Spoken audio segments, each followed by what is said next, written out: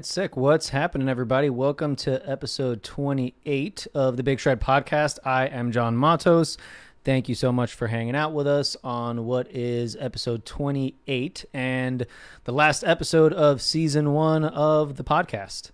So appreciate you guys again hanging out with us on another Saturday evening. I'm going to be taking a little bit of a break after this episode, probably for hopefully just a few weeks, just to kind of get my shit together with getting everything up on the YouTube and the Spotify for all the previous interviews from when we got the shit started. So 28 episodes. Most episodes had 2 guests like we do tonight, which I'm super stoked on. So somewhere about 40 interviews, which is kind of crazy. Didn't really think it's going to be getting this far. So been quite a ride as far as the learning curve on learning how to do all this shit and getting my equipment game up and all that fun stuff. So if you've been watching since the beginning, I appreciate you. If you're just joining us for the first time today and this is the first time that you're watching the podcast, I'm sorry that this is the last episode you're going to see for a little while, but we've got some episodes again up on the YouTube page. So you can check us out on YouTube, the Big Shred Podcast, and we've got some episodes on Spotify as well if you want to just listen on the go. Like I mentioned before, we got a great episode for you today. I'm really stoked that this is last episode of the season. So I've got Adam Unworthy Warren of Oceano and BlaqMario on Twitch and all kinds of cool shit up first, and then my good buddy Brody Uttley of Rivers of Nihil, who will be on shortly after. So in the abiotic world, we've got some masks still available on our indie merch page. Again, you can go to indiemerch.com. You can pick up one of our reversible masks. It's got the label, the logo on the front, and it has our human beings are disgusting creatures lyric on the reverse side. And we're donating 50% of the profits to Black Lives Matter and the UCLA. So definitely check that out if you haven't. They're limited quantities. We've got, I'd say, maybe 40 or 50 left, so definitely check it out. In some guitar news, I got a loaner Kiesel. For those of you that have been following, I just joined the Kiesel family, and good buddy Chris sent me his ZM7, which is super sick, so I'll be posting some videos and shit of that soon, so definitely keep an eye out. And while you guys are in the chat and watching and kind of listening to me babble a little bit, definitely drop some questions for Unworthy and for Brody in the chat. So either on Twitch, so Unworthy is actually hosting us on Twitch, and so is Brody. So appreciate you guys, and hello to everyone who is new here. And so definitely drop some questions for Brody, for Unworthy, and we'll definitely try and get to all the questions that we can. Big shout out to everybody that's hanging out with us already. So we've got good buddy Brian Moore. What's going on, Brian? Nicholas, Joshua, James Murphy, which is pretty cool. Mary, good old Mary, thanks for hanging out with us. And all right, sweet. So without further ado, I'm going to go ahead and bring on our first guest for the evening, who's been up for, he'll tell us right now how many hours. Adam Unworthy Warren. Adam, how you doing, bud? Hi, I'm good. Can you hear me? Yeah, can hear you nice and clear. That's a sick mask. Thanks. So how long were you streaming just now? You said it was like 20 hours? Yeah, I think it was like 20 hours. Basically, that's what the goalpost was. So basically 20 hours. God damn, dude. How do you find the energy to do that shit? I don't. It was kind of easier just not thinking about it and just kind of going into it. But I've done 15s, never even bothered trying to do anything close to 20 or 24, but it's the time to do it, I guess. If there was ever a time to do it, it's now. That's a fact, dude. Yeah. So killer. So fucking record stream. Congratulations. Super impressive just to, the work that I've seen you, doing on the Twitch, and, it looks like you have a whole lot of fun doing it. And you've got like a really, really dope community that you've built. So how long have you been doing that?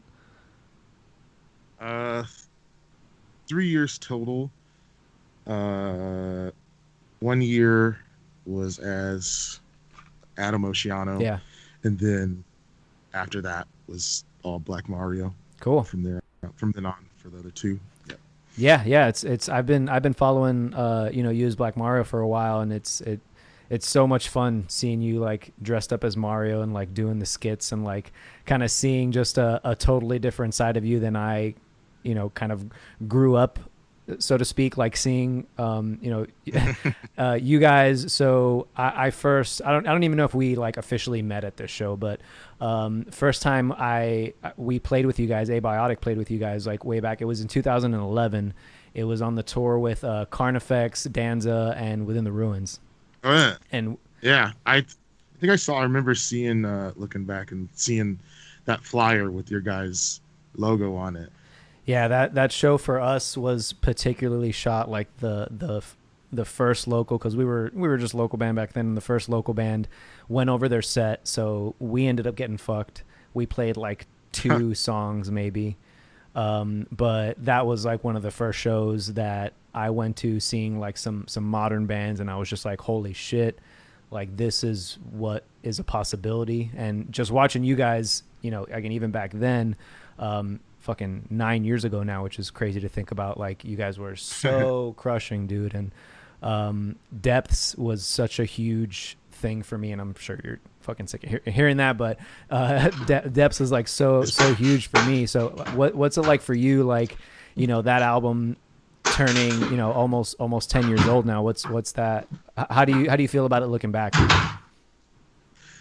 I think it's a good way to sum it up is when you kind of said, like, I'm sure you're sick of hearing that. Better that than like, man, what the fuck happened?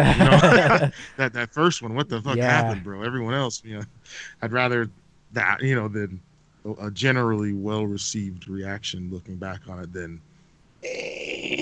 Yeah, no, that's a great point, and I feel like, and I might be speaking for me and like my friend circle at the time, but that album was a big game changer, man. So not only like obviously with the songs, but the production too was like a kind of a big thing, and I'm sure you guys hopefully realize it. Also, just so you know, I'm gonna like gas you the fuck up on this thing. So that it was inspirational to a lot of bands that that are still doing it, and it's still a sound that I can hear bands still chasing. You know what I mean? Oh yeah, I feel it. I don't hear that often, but it's cool. That's sweet. And at least there's some type of mark left, whether big or small. That's all you can ask for. No, absolutely, man. Yeah. Your guys' name is certainly still up there, and the new releases, in my opinion, are fucking just as good, if not better. Which, yeah, absolutely. Which I listen to everything as soon as it drops, and then I get into my own writing and like all that shit. And when we're working on an album and all that stuff, I try my best like not to listen to anything, because I know I'm just gonna rip it off and not know it. Yeah. So I was jamming the newest record recently, and jamming it again a little more today, Revelation, and dude, it is fucking crushing, man. Like holy shit. What was writing process like for you guys, and like tracking and everything? I know it's been a little while since it dropped, but what was that like for you? For the most recent Revelation,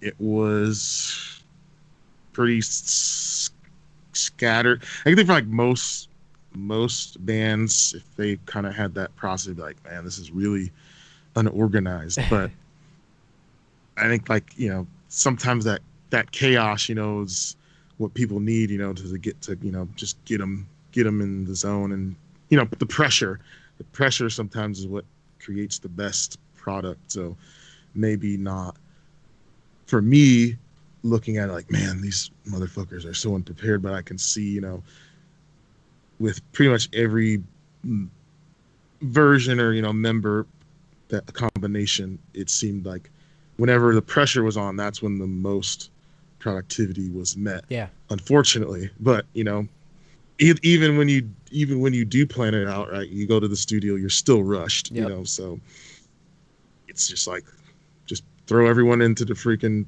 the pressure cooker and just make sure no one's snapping or, at each other's throats. And I guess that's how I look at it. It's kind of like a coach kind of thing, because I'm either the last one in or, coming in between people's, like sessions, when they're recording and squeezing some lyrics. And so I figure I might as well be the one to kind of direct when needed. But besides that, just kind of let it combust and let everyone kind of rise to the occasion.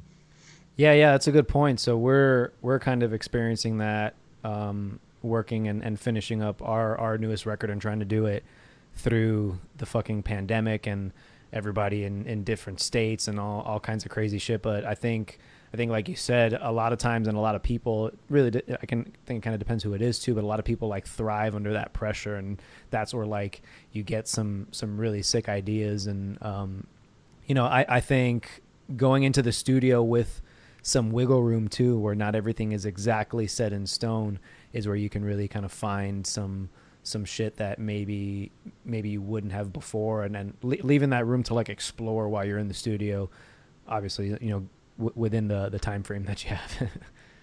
Yeah, I agree. So I had a question for you. I hadn't been really keeping up with you guys. It's all good. So what's where did things kind of leave off, like, what with you guys and stuff? So we took a little hiatus. We like kind of broke up, I suppose.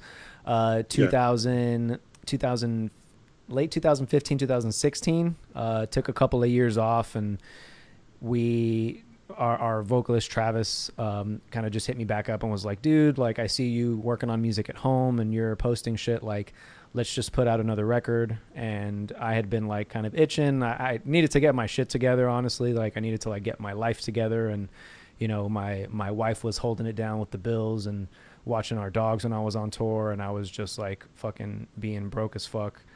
And we did it for 5 years, like 200 shows a year, and we ran into like a ton of financial issues. We went through like 4 vans in 2 years and all kinds of shit. And then Travis hit me back up and was like, dude, let's just like be an internet band. Let's just like put music together, write it. We could just do it, me and you.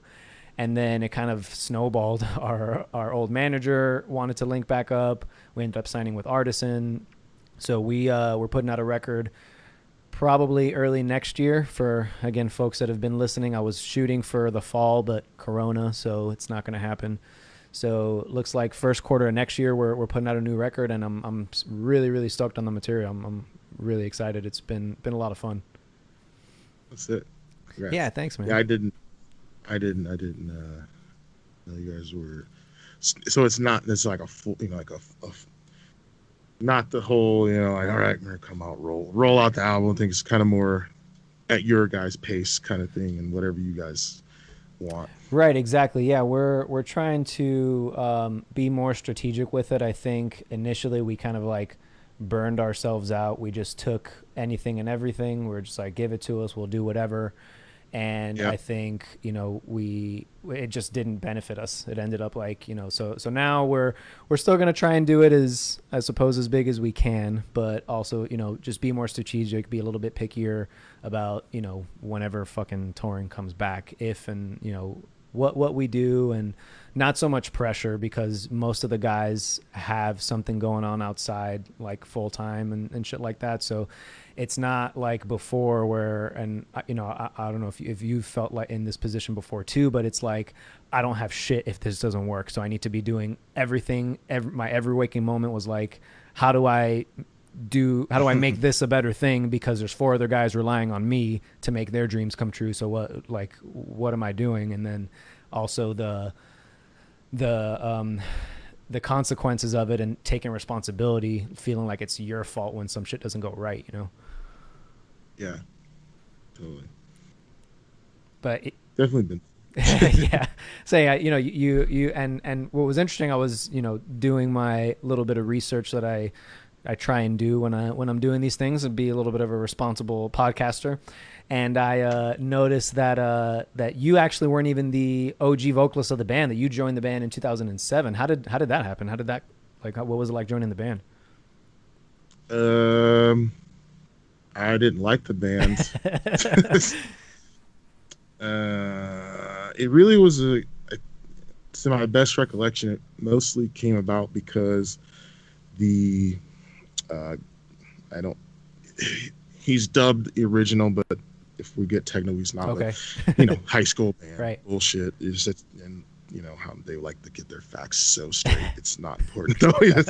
But yeah, so I consider the original, the dude, who basically was the dude Right. who got me in, Jeremy.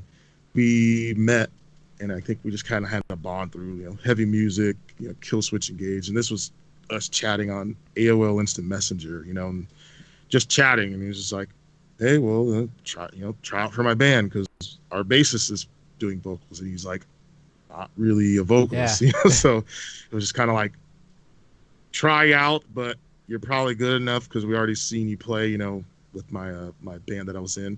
But it was just like, just try it out, just run sets, just just fucking scream, Yeah. and just make sure it's fucking straight. Yep. And then we'll go from there.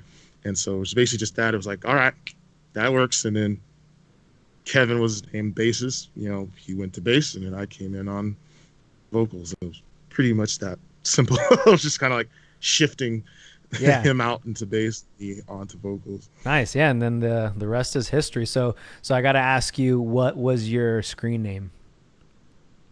It was Kill Switch 916. Nice. All right, not as cringy as some, I'm sure, like as mine.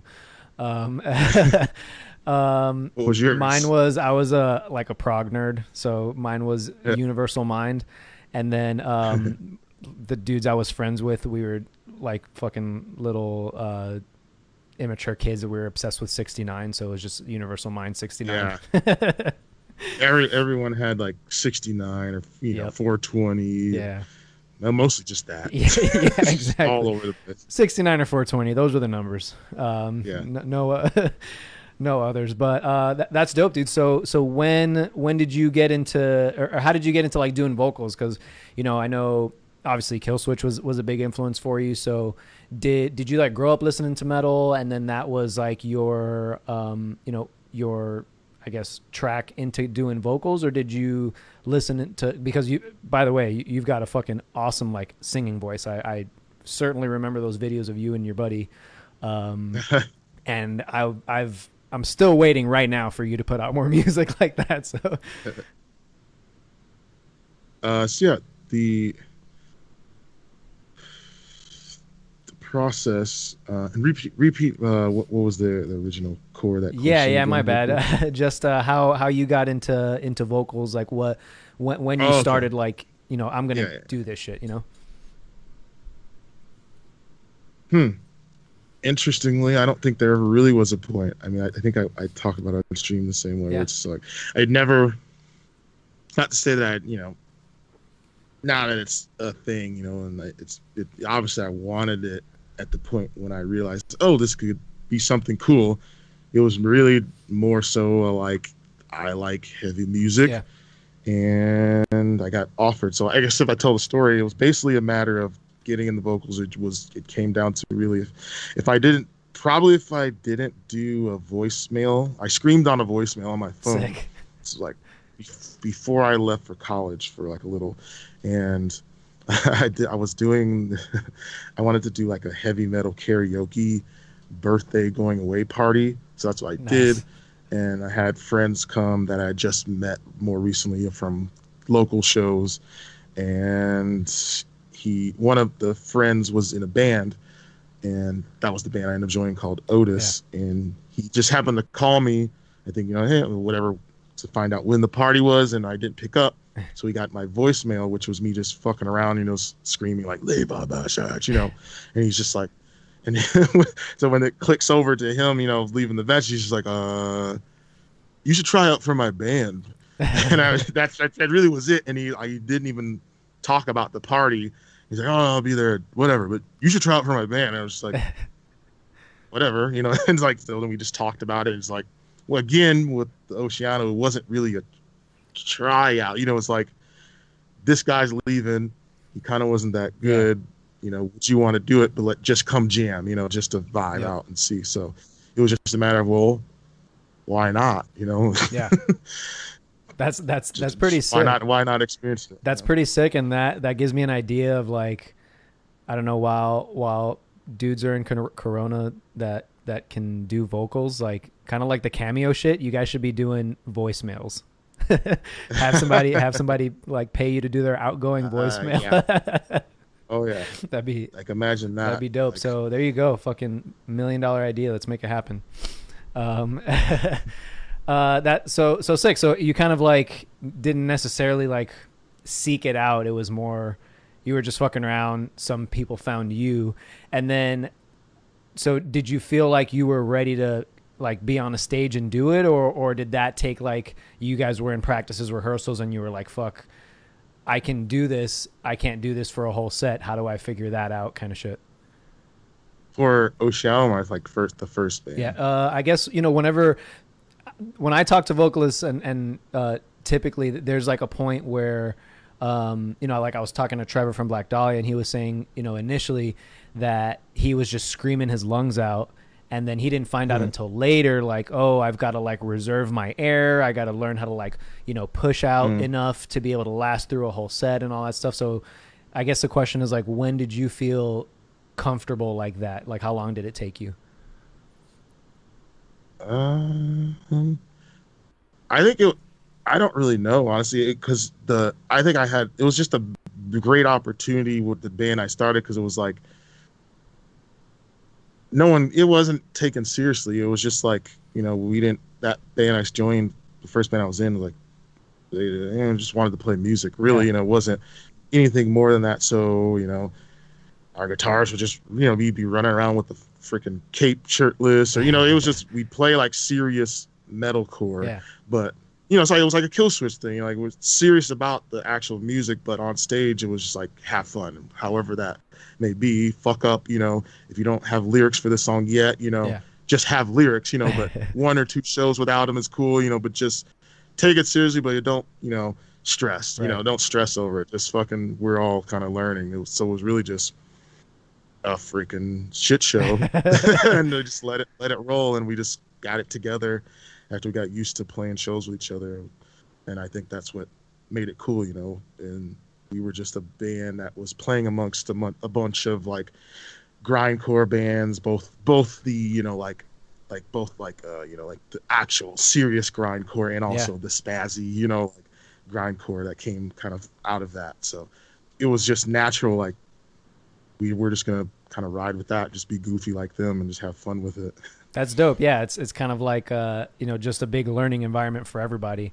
Everybody kind of doing their thing and improving, or each show, improving each practice and all that shit. And yeah, I mean, that kind of goes to talking with some people that do what we've been doing for a little while, and it's like, dude, if you're not having fun doing this, why are you still doing this? Yeah. Yeah, it's like you go anywhere, it's like that. You don't have to work here. You can not, Right. or put in your 2 weeks, and Right. maybe that'll be a little more. Yeah, because it's fucking hard. I mean, touring is hard. Being away from your family is hard. In the beginning, grinding through the first like shitty tours and shitty shows that you do is hard and disheartening and all that shit. So, if you're not having fun doing it, you got to reassess, or like fucking, in my opinion anyway, like shake yourself and say, hey, like, is this what I want to do? Because it may not get to the point that I want it to, you gotta, I feel like you gotta have that attitude, especially early on. Cause it's a grind, man. Yeah, I definitely. You're kind of like willing to take a little punishment, or a little bit of a damage, Right. more when it's something you love. You'll take those lumps compared to if it's just fuck, why am I here, Yeah. doing this, doing that. It's like, if nothing's worth it, then there's no point to do it. So don't make yourself do things you don't want to do. Right. Yeah, exactly. So when did you start getting into, I guess, like extreme music? Were you like always into metal as a kid, or did it come in like, at a later time in your life? It was later. It was like middle school. Okay. So like I didn't listen to anything. I mean, I surely listened to stuff, but not going out of my way. I didn't go out of my way to listen to music until after I was introduced to metal. Oh, no shit. And yeah, so just, it is definitely, like black dude or kid, moves into the suburbs. Obviously, probably very easily would be introduced to metal through that. But it wasn't like forced. It was just like somehow I ended up with this group of kids that liked metal, and I don't really remember how. Like especially being like one of the few black kids at my school, and that's not a bad thing at all. Everyone was chill, but as far as in front of my face, but like it just happened. It was like they were just chill. We were just chilling, and they just played.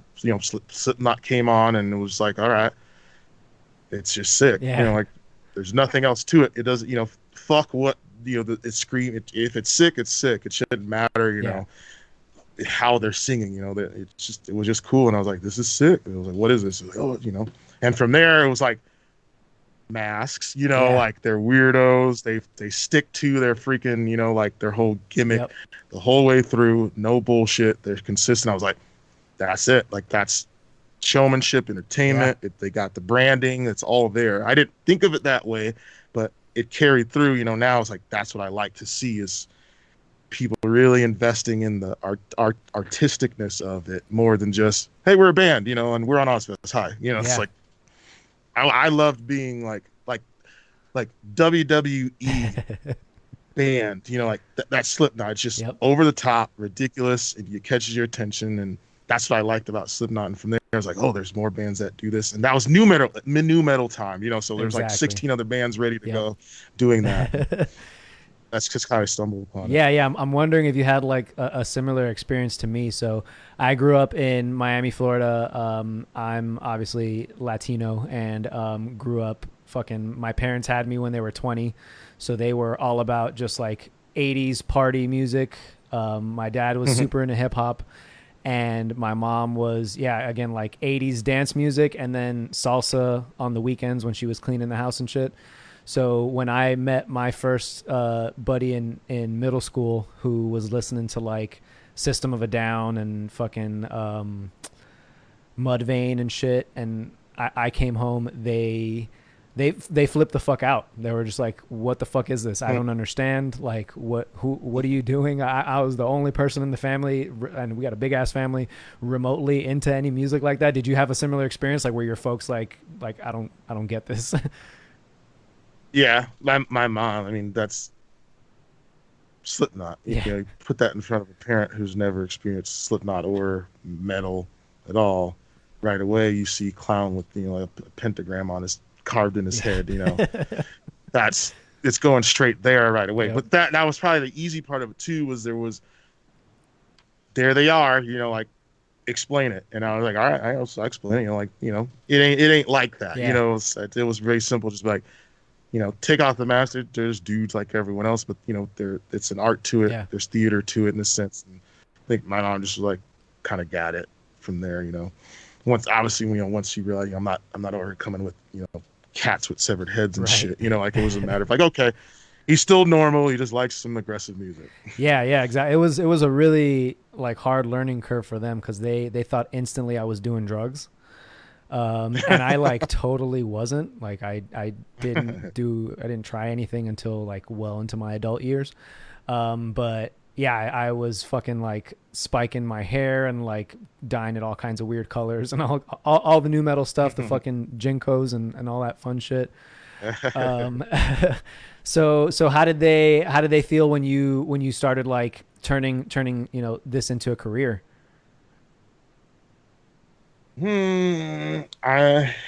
Lots of it was probably blocked out because it wasn't necessarily like discouraging. I think it was like backup plan, mostly that.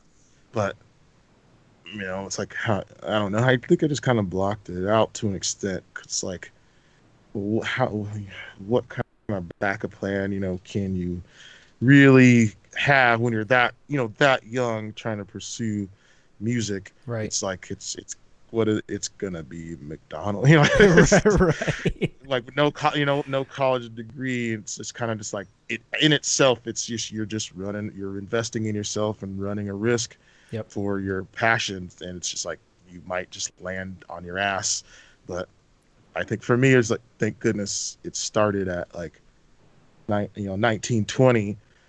So if anything did happen, it's just like, lots of people are still, getting their shit together in their early 20s. So it's just a matter of, thank goodness it started to show some signs. And I think that's why that kind of like, back of that kind of, they pulled back on that because it kind of happened quick. Like if I really think about it, it was like from joining Oceano to earache offering to sign to them to boom. It was pretty quick, and we were already doing stuff before that. We were already doing like little weekenders, and so it was just already showing signs like, okay, this isn't just they're just doing a band. To do a band, they have a kind of a vision to it, and I think that's what helped was we were very active the whole way through.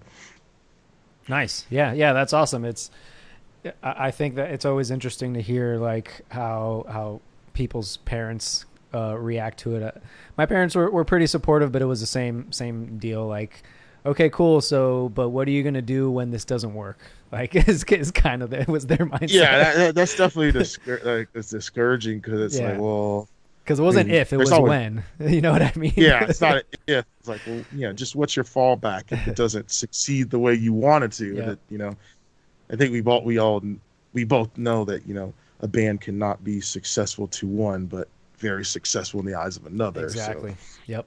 Yeah, and that's something that I had to kind of explain to them too. So, they were like, "So you're telling me you're not going to really make any money?" And I was like, yeah, kind of. It's kind of what's happening right now. I don't know. Fucking, it's because same kind of thing. It's like, oh, you're not making anything. But then it's like, I don't know, not to throw you off, but moving into now, with Twitch and excitement behind that, and I'm like talking to my mom, because she knows that touring's not a thing, and we can get away with not doing something for a little bit, but it's like, oh, and mom's like, Twitch is going well, people are vibing on it and blah blah, and it's like, you're not forgetting about what you're supposed to be doing. Like, what do you mean? Like, I'm doing it. Yo, so now she's telling you, hey, don't forget about touring. That's amazing. That's dope. No, but yeah, it's and we'll certainly get into it. But yeah, it's awesome. Like I said before, just to see how well you're doing on the Twitch, and how well guys in general that Brody, who I'm going to have on later, is doing the Twitch thing, and I don't think anyway. Maybe I'm not as into it as I should be. I don't think it's getting oversaturated or anything, but it's great to see that there is something that people who rely on touring so heavily like are able to fall back on and shit. So sick, man. So do you remember your first tour with Oceano? Like, I guess your first like legit long like the first tour. Right. It gets jumbled. I'm pretty sure the first one was For the Fallen Dreams, American Me. Oh man. Yeah. Oceano, and then Fight It Out. Sick. And that's weird. I remember all those, especially like Fight It Out and stuff. Like they weren't a very like known band, but they were super sick. Yeah. American Me too. I remember. I think we opened a show for them down in Miami at some point, and they were sick, super heavy. And then I just saw them kind of like come and go. I don't even. Is that band still around? No, they're. I mean, I'm not. It just is what it is. But their vocals got in some trouble, like legal trouble. Oh shit. Like, yeah. But I mean, I won't speak on exactly what. I don't remember what, but it definitely was a thing. But none of us were really surprised about that when we heard it. Oh jeez.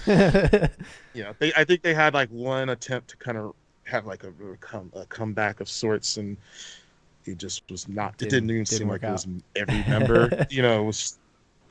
It just. I don't think anything happened from it. Yeah, they were sick. Yeah. I remember those 2 albums. I don't know if they did anything after those first two, but Yeah.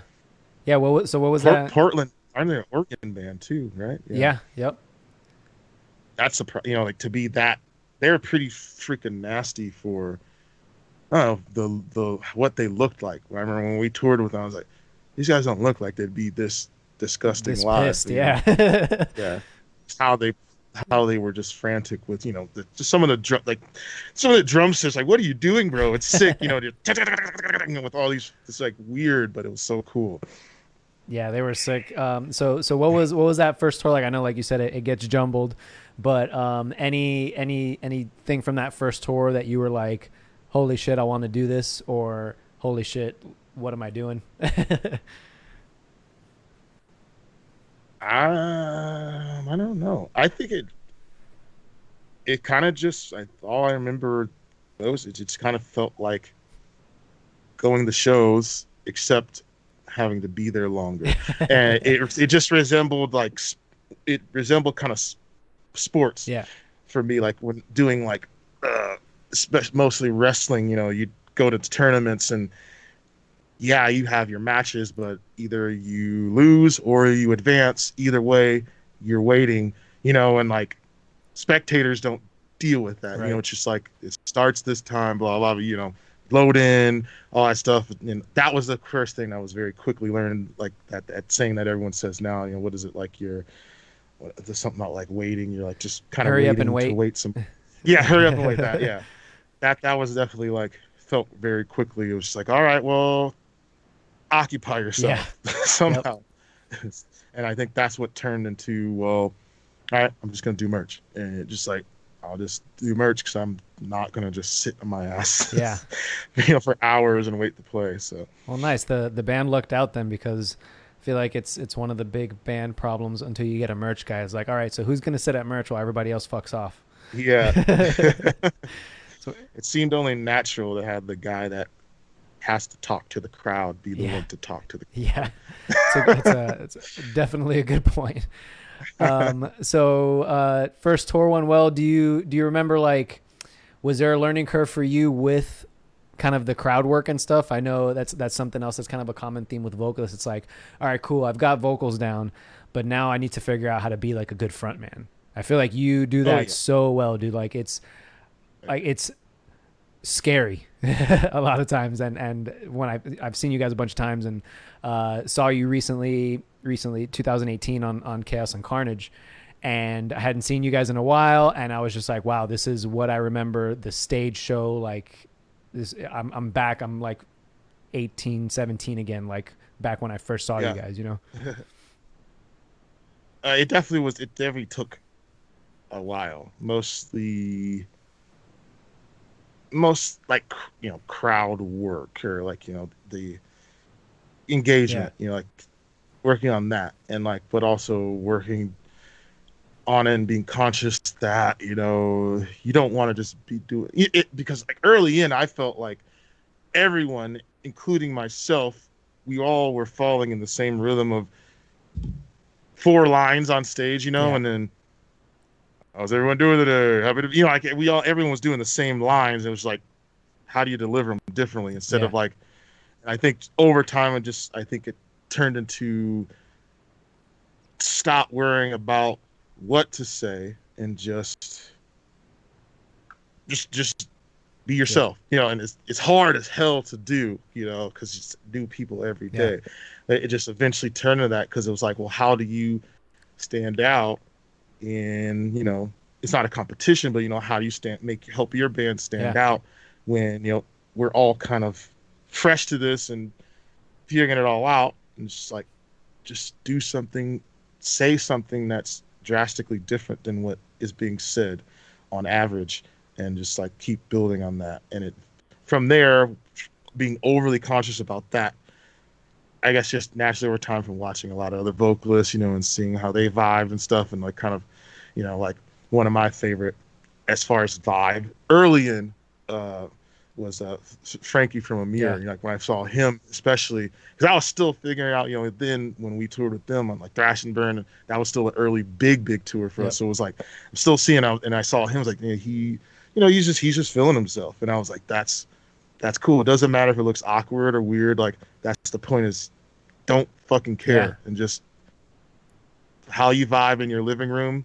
do that. That's how I started trying start looking at it. It's like, this is for you just as much as it is for them. Yeah. So enjoy it. Don't fucking worry about, if you're saying the wrong things or your voice cracks, whatever. If your voice cracks, make fun of it. Fuck it. Like, just, and lighten up on the tough guy, I'm a metalhead thing, and just be a dude that wants to have fun. Yeah. And I, coming out of being a fan, I wanted to see fucking the nastiest fucking pits I could see, so how do you get people to produce that? It's like, once again, coach mentality. So it's kind of like bringing all those other influences from pre-music and also people that influenced me in music, and trying to just find a medium that I liked.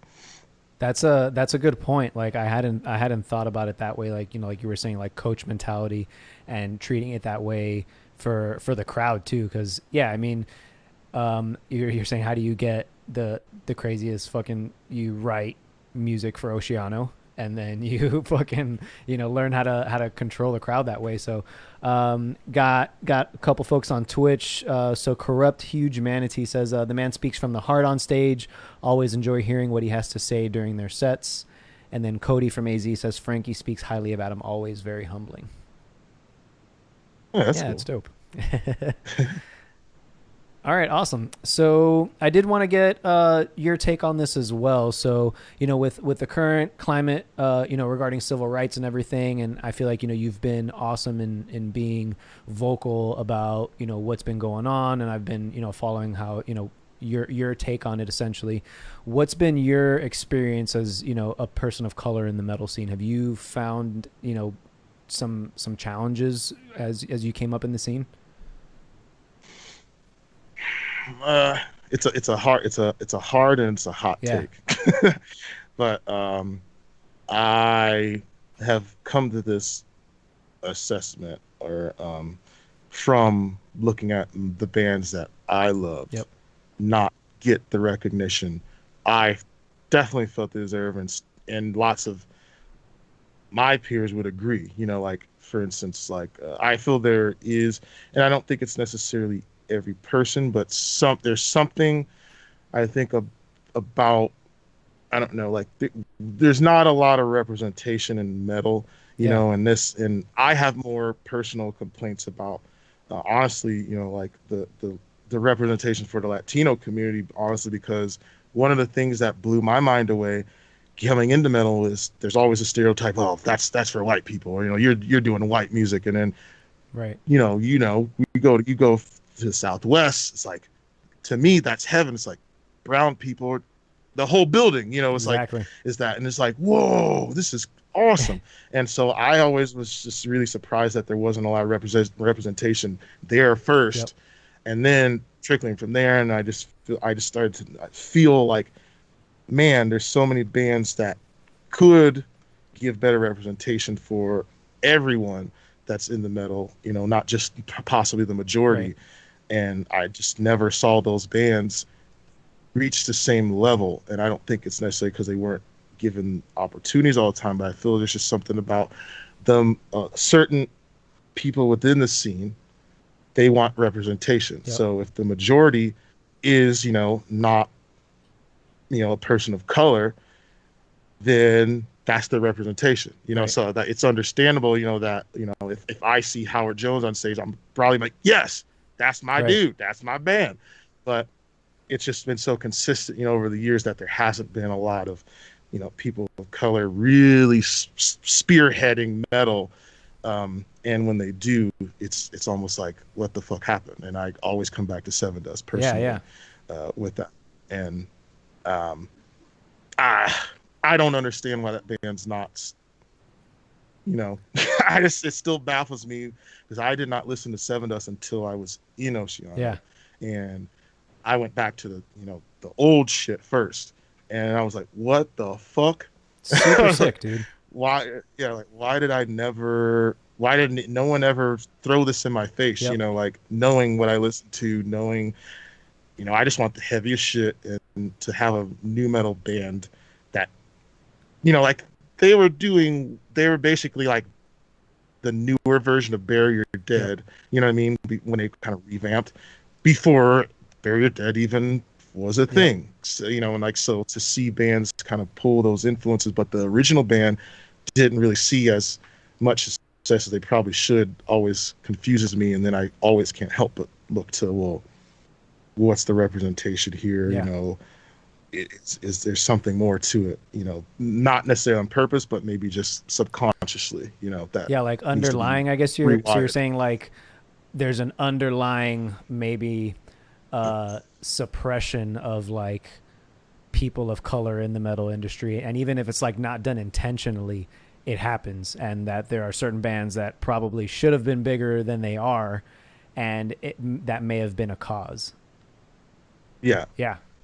No, I definitely agree with you there. And I think, you know, maybe for the more like the bigger commercial bands, I think there's definitely some like dickhead people at labels probably with mentalities like that. And then I think it kind of goes to what you were saying too, where it's like, you know, you want to be represented in the things that you enjoy. And it's, I don't know, for me. So like the take that I had, you know, especially recently with everything going on right now. And, you know, I'm really happy that a light is now being shined again for however many fucking times it needs to be shined. But, you know, there's another light shining again on the, you know, systematic like injustice that we've got in this country with civil rights and everything. For me, like metal, growing up as a kid, again, like I told you before, nobody in my family listens to metal. Like I'm a misfit. You know, I'm sort of outcast, right? And as a metal community, that's something that everybody is, you know, you're an outcast, you know, you're wearing, you know, a band shirt, and people are looking at you differently. People are treating you differently. So for me, it's like, how do you not understand when there's a group of people saying the exact same thing? Yeah. Yeah. Totally. You know what I mean? Like how are there like, you know, because now, and I think more than ever, people are cognizant of like the bands they support and what they stand for and what they believe in, more so than, you know, I'd say like 10 years ago when, you know, Oceano was coming up and we were kind of starting to get into our thing. I don't think that was like, it wasn't really something that was talked about much, but, you know, now I know certainly I, keep that in mind, like who I'm supporting, who I'm, you know, putting my money into, and like all that shit. Like I want to know what, you know, where they stand on shit, especially like, you know, big stuff, like whatever. We can disagree where taxes go. Like if you feel like they should go to the fucking military and I think they should go to education, cool. We can agree to disagree there. But like civil rights, no, we can't disagree there. Sorry. No matter who you are. Yeah. So, where do you stand? How do you feel about like motherfuckers telling people to just like stick to music? You know what I mean? I've been told that personally. Yeah, it's bullshit. It's complacency, and there should be no desire to be complacent or to fall in line, because when you do that, that's when you get military in your streets pointing guns at your faces and shooting things in your eyes, and you know,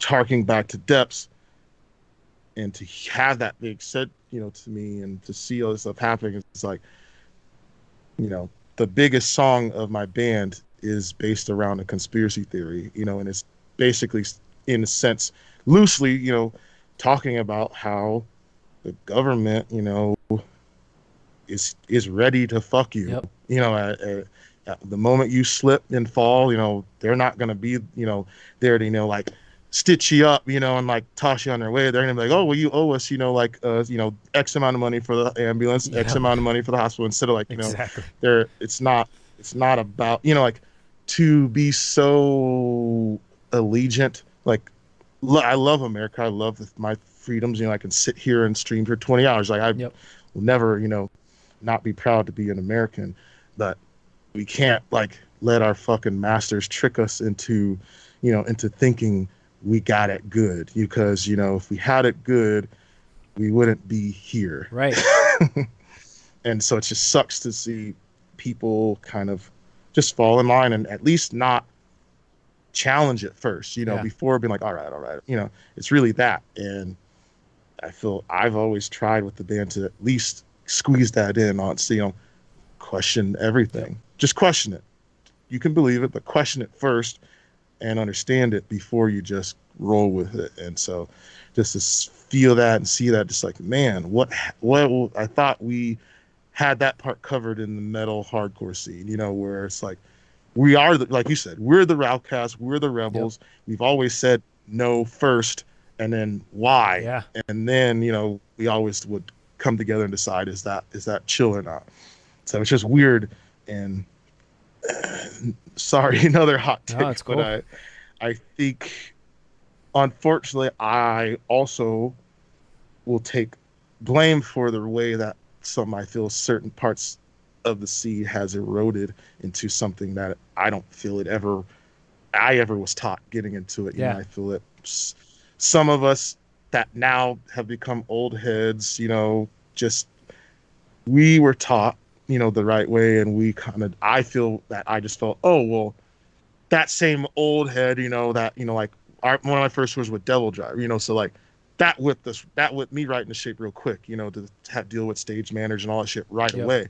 But bands now and, kids in the scene don't really have to deal with any type of, answer to anyone. Right. Like I remember like the first just a fun story, like, our drummer, Danny, he went in, we were a local band, we were a touring act, but we were home and we played a show at Suffocation.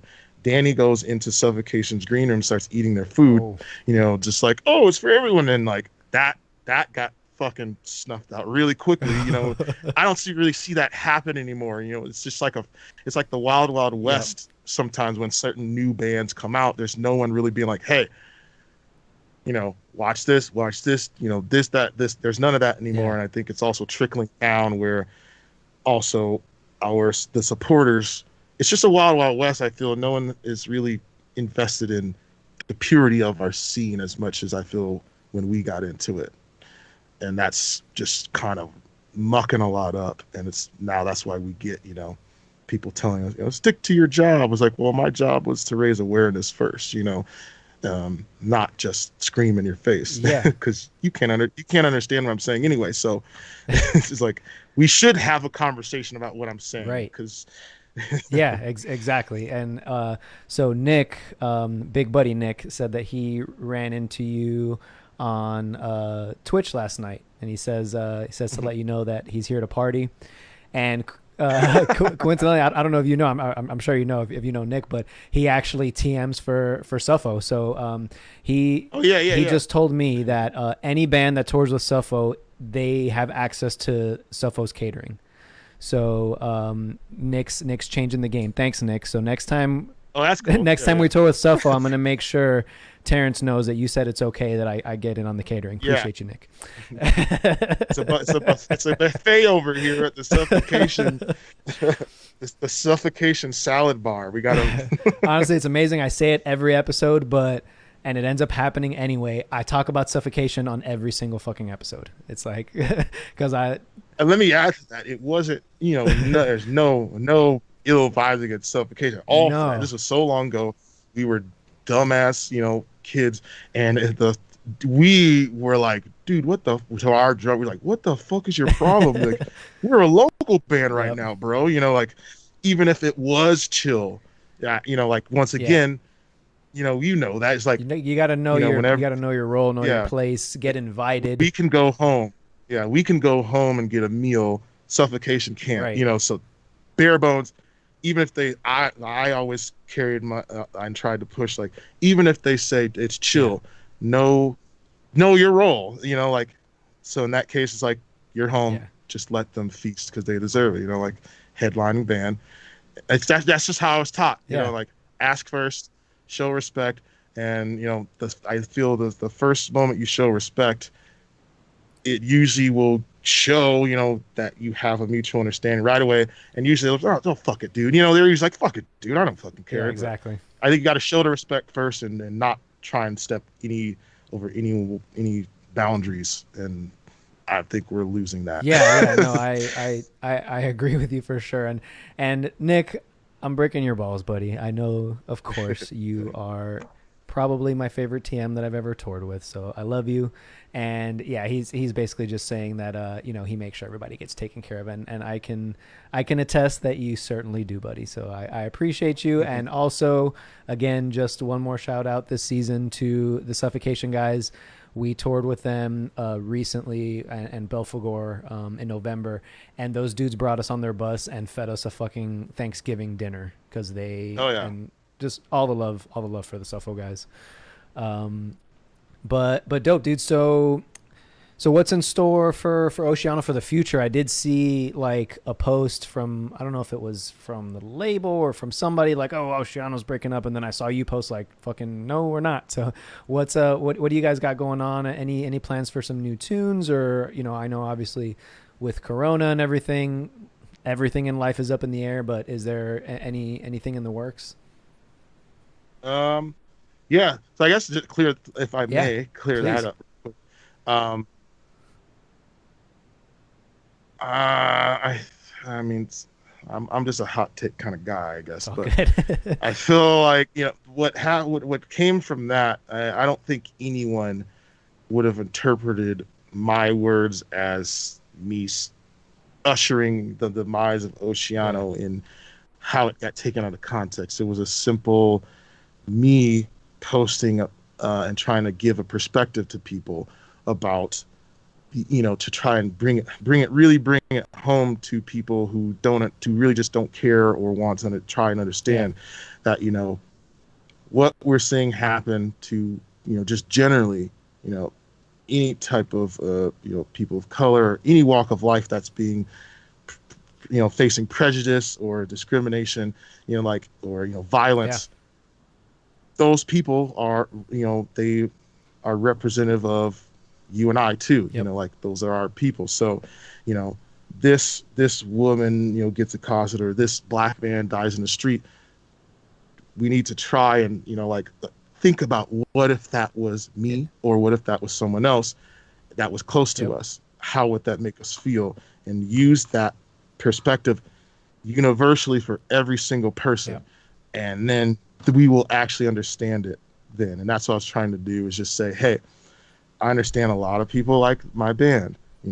This is not about the band right now, but imagine if we had a headline and it was Adam Warren shot dead in the street, or, Adam Warren this, same situation, but it was me. A lot of things would change on that day, so just because it's not someone connected to us, we have to try and empathize. And I was trying my best to get people to empathize on the closest level, because we've lost so many musicians already from tons of bullshit. So let's not forget that it could easily happen, at any point for bullshit. And someone, the internet, as it does, took it, swallowed it, shat it out, and it looked a lot different. And it turned into, he's done because there's no more him, there's no more Oceanos.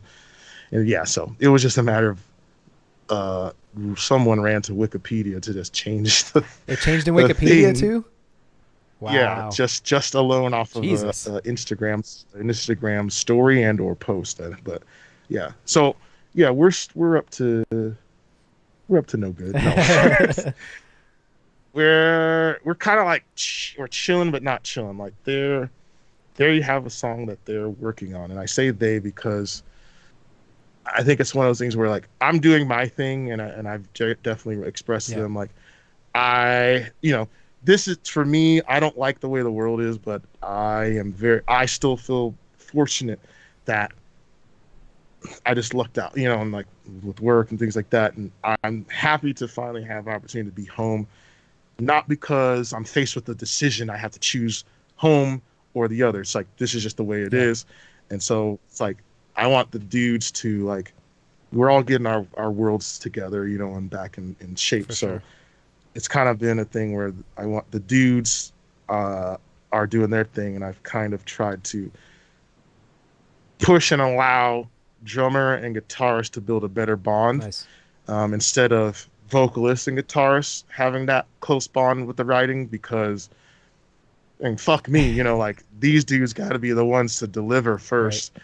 And so I think that's where it's at. Is Scott and Matt I've been working on developing a closer writing relationship, you know, where it's not a matter of, you know, oh, I wrote the drums, you know, just, you know, tweak them, you know. It's like they're actually working on it. It's like, hey, I did the drums, you know, and programmed them for reference, you know, but now Matt rip it. And so they're kind of doing their own thing, that, and I'm kind of doing my own thing.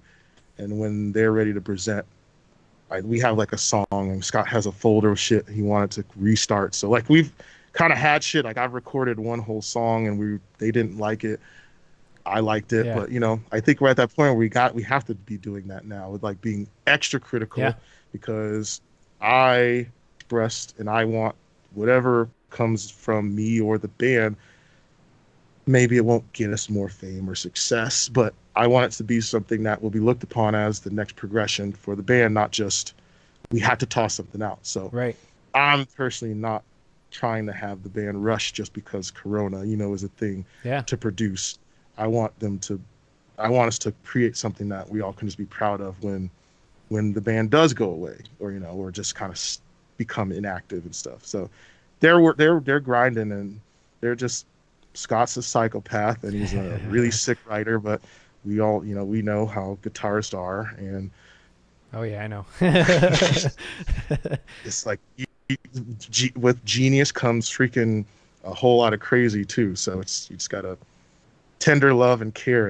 And no, that's the move, I'd say too, man. I mean, especially now's the time to hone it in, because, you know, I kind of go back and forth in my head about it, like, oh, you know, is now a good time to drop music, or like we can't fucking play shows? Like, no, it's definitely not a time to drop music, or yeah, it is, because all people are doing are like looking at their phones or online or whatever it is.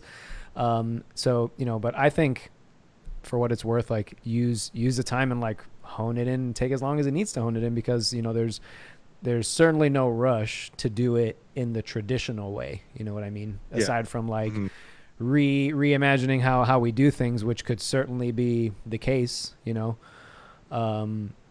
And that's another whole conversation. We could have a whole podcast on like how the fuck to navigate being in a band during all this and staying relevant and all that shit. But I'm super stoked to hear some more new music. And again, if anybody wasn't sure, there's the clarification from the man himself that the band's not going anywhere anytime soon. Awesome, man. So before I let you go and let you get some much needed rest, what bands have you been fucking with recently? What have you been listening to? I've been listening to a lot of R&B. Nice. Band. I want to try to think of some bands. Like, bands is tough. There's a lot of times I'll hear stuff, you know, and it's like I want to go back and listen to a lot. But if I was the last thing I listened to that was like, this fucks, you know, but I'm very familiar, but By the Thousands has probably been nice. The one band they shred. Yeah, I finally listened there. Yeah, we went on tour with them, and that was one of those situations. Like, one of the few times we or I got to kind of just pick some bands that to go out with, you know. So By the Thousands I was already really hyping on, and then they dropped that new album. I finally listened to it like a couple weeks ago, and I was just like, what the fuck, why did I wait? It's pretty damn tasty. Nice. So I think that's the last heavy thing I've listened to. As far as like non-metal, the new Weekend and the new Party Next Door album probably are like tops for me right now, I think. And I've been getting into a lot of weird shit. Not weird, but like piano driven jazz. Sick. And also like trance and, you know, like dub and techno fusion stuff lately. Kind of just been going on a journey. So hopefully when, the dudes come to me, with music, I have a different perspective on how to write and structure lyrics, and also maybe, suggest some things that maybe will make it a little more unique. Awesome. Yeah. Definitely like pulling shit from all different kinds of, different places to get influence from, and that's how, it's certainly how you keep shit fresh and shit. So that's awesome, dude. So I'm gonna definitely send you our new record, see if you're feeling it, and then hopefully things get back to normal, and we can crush some more shows together at some point. So Adam, dude, thank you so much for coming on, man. And thank you so much for because you easily could have just been like, no, fuck this guy. I just did a 20-hour stream. So thank you for not doing that. I appreciate you. I can't wait to hear more new Oceano. Again, I'll give you a quick second too, before you let you go. Where can people follow you, find you on Twitch, all that good shit? Can I type it in chat? Yeah. Do that. Type it in the chat. So, keep an eye on the chat. Adam's going to drop his Twitch if you're not already a follower, which if you're watching, listening, you probably are. And if for some reason you haven't heard of Oceano, definitely fucking check them out. Adam, again, thanks so much for hanging, and we'll catch up soon, brother. Take care, man. Yeah. Thanks. Dude. Yeah. All right, y'all. Thanks for hanging during our chat with Adam Warren of Oceano. Without too much time in between, I'm going to go ahead and bring on my good buddy Brody Uttley of the band Rivers of Nihil. Brody, what's happening? Brody, just a heads up, I muted you during Adam's interview, so you're probably still muted right now. There Hello? you go. What's going on, man? Hey, what's going on? Dude? How you doing? How you been? Good. Just hanging out in the den, I guess. I see you with the cool fucking flag back there and shit. Dude, the lava lamp back there. I didn't even notice that. Look at Dude, you setting all the vibes. Do you know what happened the other day? You knocked it over. Oh yeah. I recently relocated it to back there because aesthetic or whatever. And I was doing one of these on a stream, and just electricity lights broke the bulb. It was a disaster, but I put it back exactly where it was before so that I do it again. Did you get all the streamers or all the followers on your stream from knocking over lights? I feel like that's like that's something right? Yeah, I mean that's basically a great way to just sum up my whole life into one thing, just breaking lights. That's what I do, metaphorically speaking. On top of gear also, which is just even Dude, better idea. I had that here for one day and I fucked it up. Yeah, so that's let's see what happens. I actually got a bulb for it yesterday. I love how we're just talking about this lava lamp. I got a bulb for it. I got a bulb for it the other day at Home Depot, and I put it there, and I looked at it, and I was like, "Damn, that looks sick." And then I reached back and went to do it again, after a half hour sitting here, and I caught it though, So oh shit! I'm gonna see how it goes. All right, yeah. So you're really confident in yourself there, dude. I mean, I'm definitely not, but we're gonna leave it there for now and see what happens, I guess. All right. So the next time we do this, I'm gonna have to check in with you. You're gonna have to update me on your lava lamp situation. I will. I might get another one. I think that's what I need to do. I think if I put them all over the room, my arms will be drawn every which way, and I won't necessarily knock over that one specifically. Dude, this is just a brand new premise for your Twitch channel. Just film your room with as many lava lamps as you can and see how long it takes you to just, I don't know, die from lava. Dude, yeah. I see that lighting is a big thing on Twitch, and I just have this Russian looking thing on the wall or whatever, and I'm looking at everyone with the cool lights. I'm like, damn, I need to get some lights, and that's why I moved that fucker back there. I was like, yeah, now I can compete. There you go, aesthetic. I bet you that got you 100 followers easy, dude. That one light. It definitely did not, but yeah. So we kind of already started it this way actually, but I wanted to do our interview a between two ferns and ask you ridiculous questions what your favorite Spice Girls album is, or like what's it like? Okay. What's it like being in the best worst tech death album or like band? Yeah, let's go. But I can't pull it off. I can't. I was ready, dude. I was ready for the roast. No, I can't do that. I'm much better at like gassing people up and just making you feel embarrassed about like how all the good things I'm going to say about you. Okay. So what obviously aside from knocking over lamps on Twitch, like what else have you been doing during the quarantine? I've been like learning Twitch, like learning like all of the like ins and outs of, the tech side of things, which is, a whole nightmare when you're trying to stream recording sessions with like live audio and like then you're trying to play along to that because you got to compensate for the latency here on your computer, but it's not in the computer, but then the internet, and it's so yeah, I spent a lot of time doing that.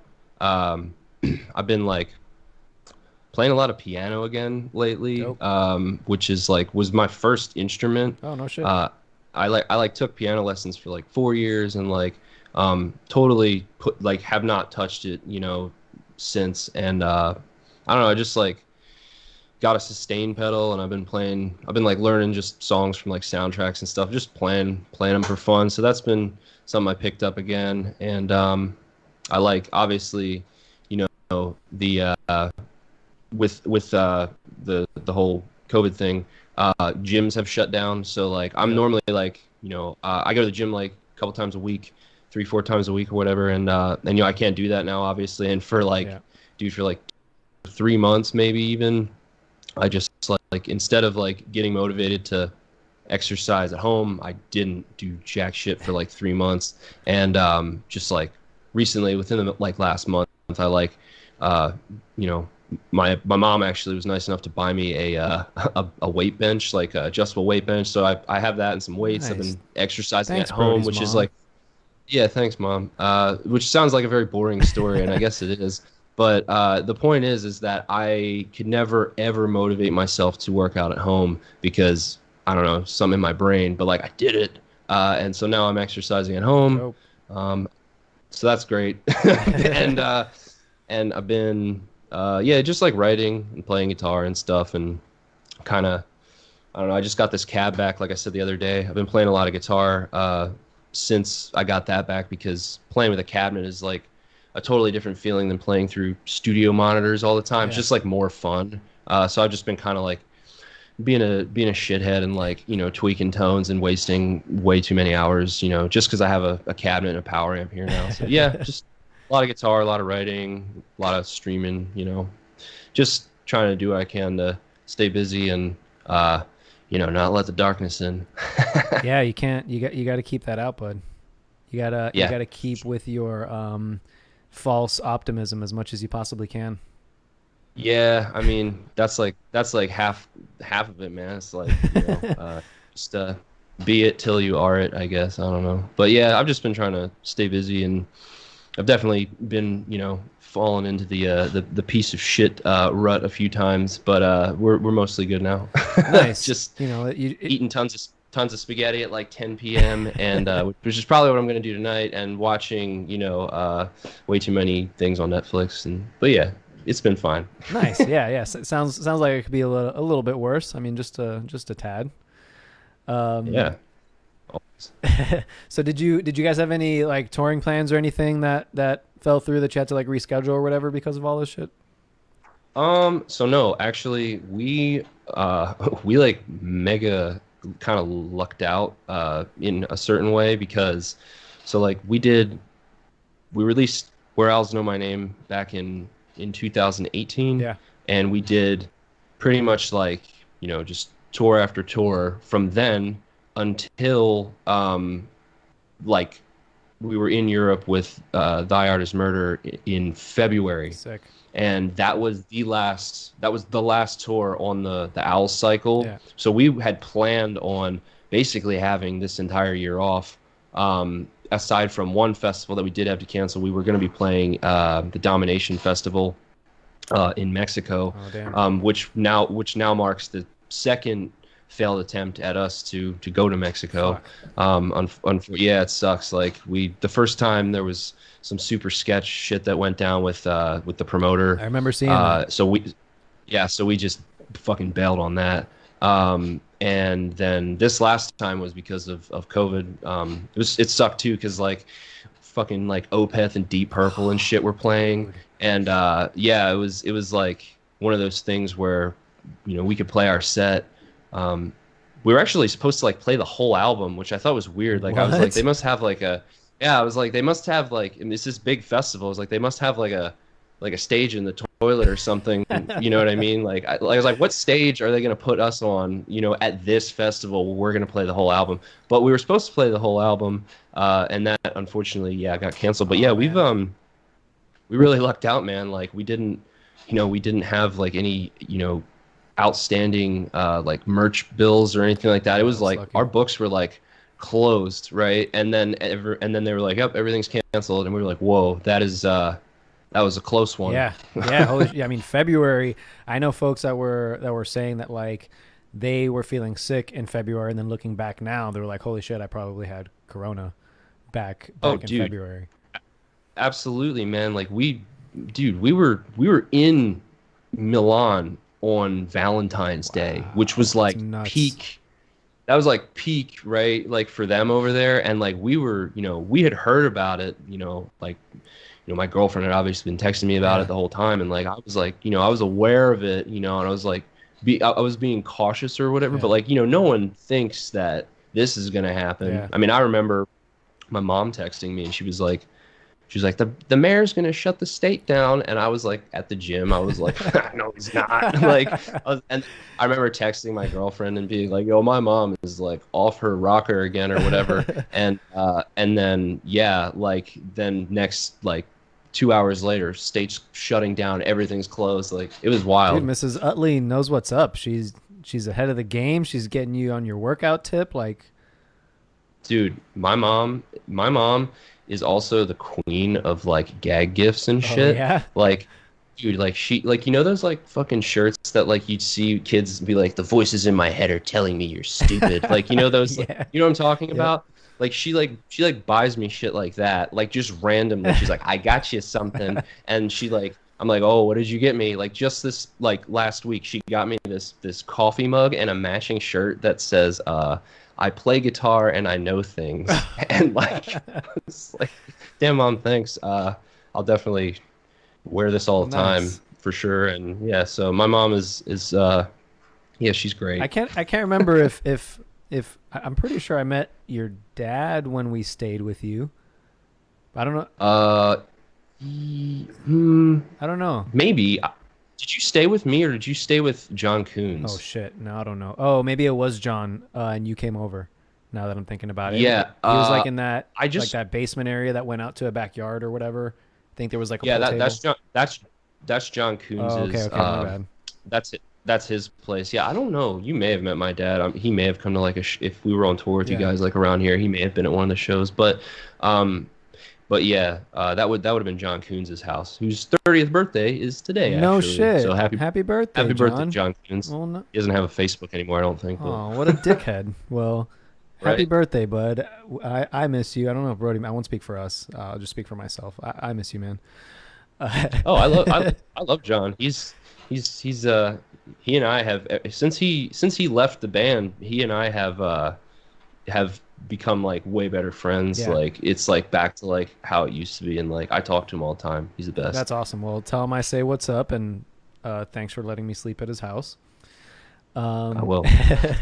So dude, I was writing my notes for this shit, and I was like, holy fuck, I've known Brody for 7 years now. Like we did that tour in 2013. So if you didn't catch it, it was Dying Fetus, Exhumed, Waking the Cadaver was on, I think, a portion of it. Us, and then Rivers of Nihil was on a portion of it as well. And then I think that was like the first time that we met, and it. No, dude, that was after the Wretched. That was after Wretched. No, yeah, for sure. Are you sure? Mm-hmm. Yeah, definitely. Because and I remember that because like I said, that Wretched tour was our first like tour with like a package of bands. Oh, okay.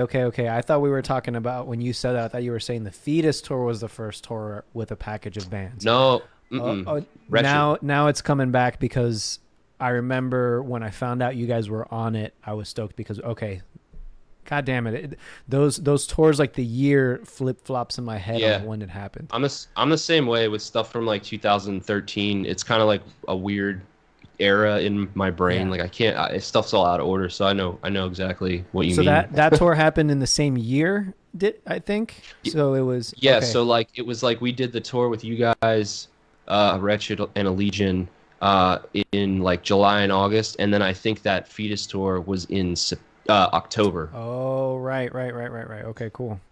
Man, that tour was so fun. That Yeah, tour was so yeah. I fun. mean, I mean, I honestly had more fun on that Wretched tour just because like everyone, was like hanging out and homies. Like we Yeah. were only on the Fetus tour for like I think 10 days maybe, but while we were there, it was obviously very fun. Yeah, did you do the Canadian dates on the Fetus tour? No, Okay. dude, we did like I think our first show was in Minneapolis and then we did like the rest of the tour. So it was like we drove out to Minneapolis and then finished the tour with you guys. I'm pretty sure that's what happened. But yeah, there was no Canadian dates on that one for us, I don't think. Word, yeah. I that tour, I'm just like the one of the parts that sticks out to me from that tour is when we were playing Vancouver and I had to help Archspire like break into their van because they locked their keys in the van. At Oh yeah, sick. so they were like, "Oh no, what are we gonna do?" And I'm like, "Don't worry, I'm from Miami. I know how to break into a car." And and I helped them get into their van. And I was wondering if you guys were there, but yeah, dude. I mean, Nah, I was yeah. talking to Alex Kendrick, who is he was hanging out. I don't know if he still is.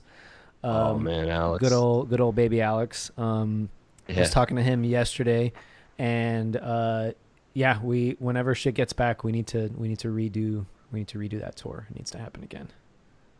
Dude, yeah, I've seen it's kind of funny like just like where everybody from that tour like is now because like Joel and Marshall, those dudes are like front of house dudes like they were front of house dudes like full time Yeah, now. Like Marshall was doing like video stuff for Black Dahlia. killing it. Yeah, and like yeah, it's kind of weird. Like I've seen all of you guys like fairly recently. Like we did Australia with a Legion, Yeah, so that was cool to see those dudes again. And then yeah, we stayed with like Steven actually from Wretched. Steven, he did merch and drove for us on a tour we did with Revocation. It was like us and no it shit. was like us and Joel and Steven like all on the same tour. Oh, It was pretty dude, all the cool. meetings. Oh Yeah. my god, Yeah, it was that was amazing. a fun one.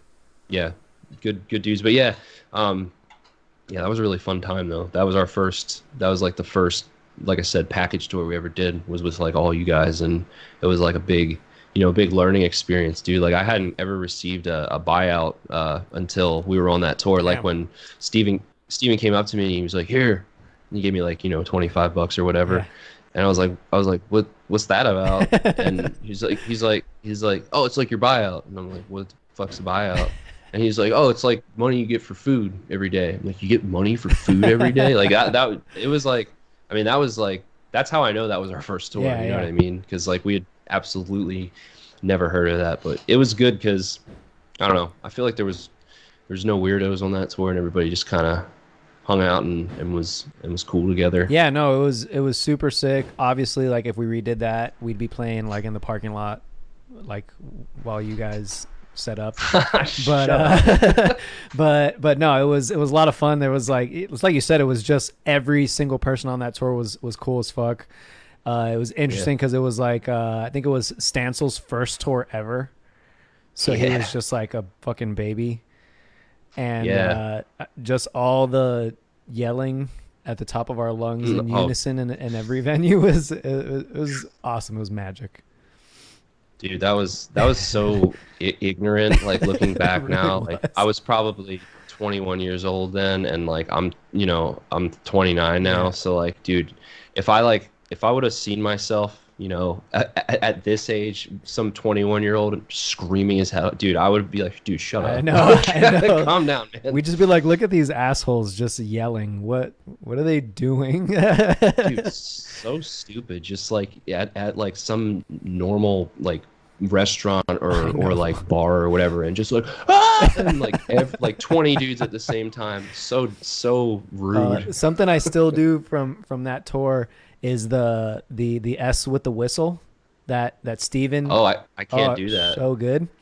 And Yes, fucking Jake, dude. like I just remember going with like to Subway with Jake, just like, can I have some onions? Yeah. And some peppers?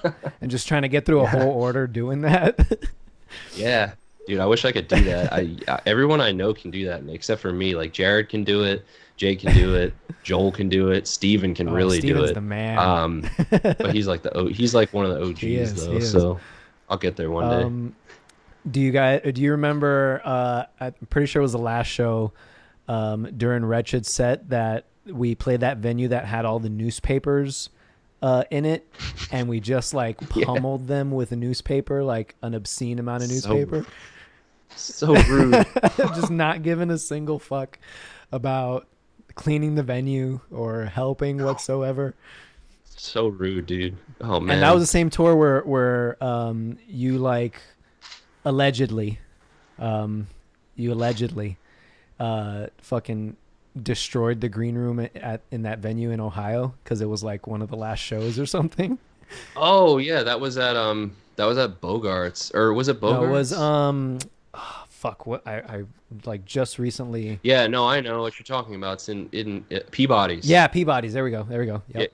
Yeah. Well, I mean, it wasn't really like me. Like it was like it was a group everybody. of us, Like there was a dude hanging on the chandelier, true. like leaving the venue. You remember that? Yeah. Like I remember when I was thinking about what like what we had all done, and like I was like, I'm not saying you. I'm just saying like whoever was there. I was certainly there. I was certainly participating. Okay. I didn't stop anybody. Okay. Yeah. I mean, I was like, damn, should we have done that? But then like when we were walking out and I saw like, people hanging from chandeliers and like, throwing things through drywall and like tearing pieces, throwing a couch through a wall. I mean, like, dude, that was, I was like, I guess I'm okay. And then that was that was a weird night. I remember I was like in a really like shitty mood for some reason when we got there. I was like, man, this sucks. I hate touring or something like that. And like then like somehow like an hour and a half later, I was like throwing a sofa off a balcony. Like I don't really understand how that happened, but hey man, that's what touring will do to you. But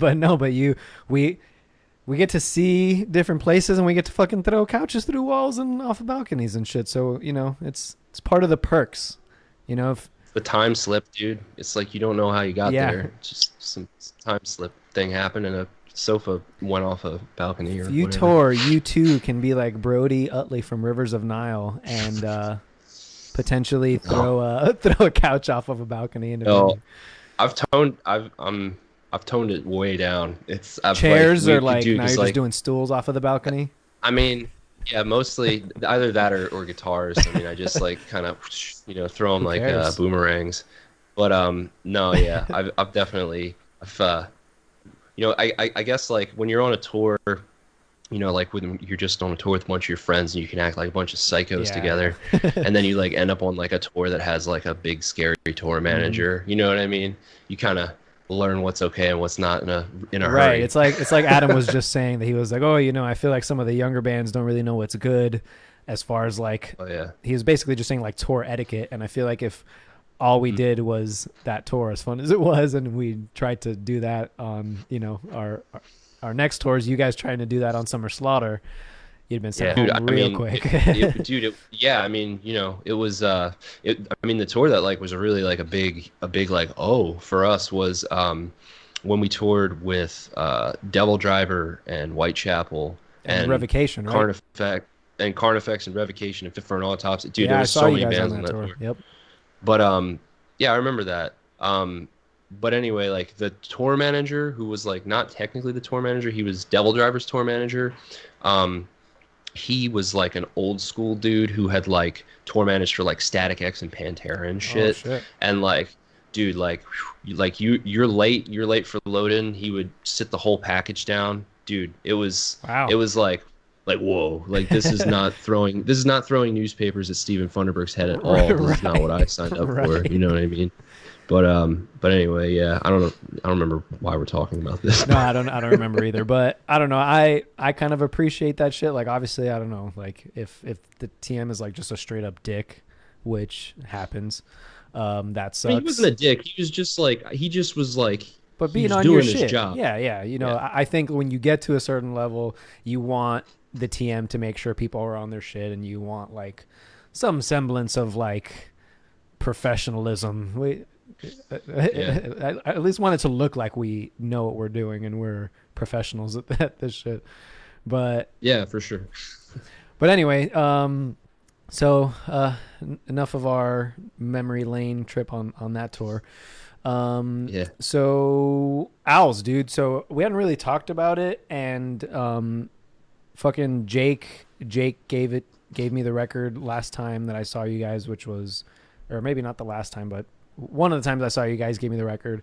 And dude, it's fucking, I'm sure you're sick. I don't know if you're sick of hearing this, but you probably heard it enough times already, but it's really fucking good. So it's like, thanks, fantastic. Man. Thank you. Yeah, I'm just honestly like, especially, you know, from the tour that we did, you know, the Wretched tour and the Fetus tour and everything. And then, you know, us, breaking up or hiatus or whatever. And then just like following you guys and just watching you guys like fucking explode. I'm just like so beyond proud of you guys and just so stoked because the music so good. Like even, you know, obviously the original albums and you know, it's definitely changed in a way, not super drastic, but there's still definitely been some changes. So how do you feel the music has changed from like the first record up to Owls?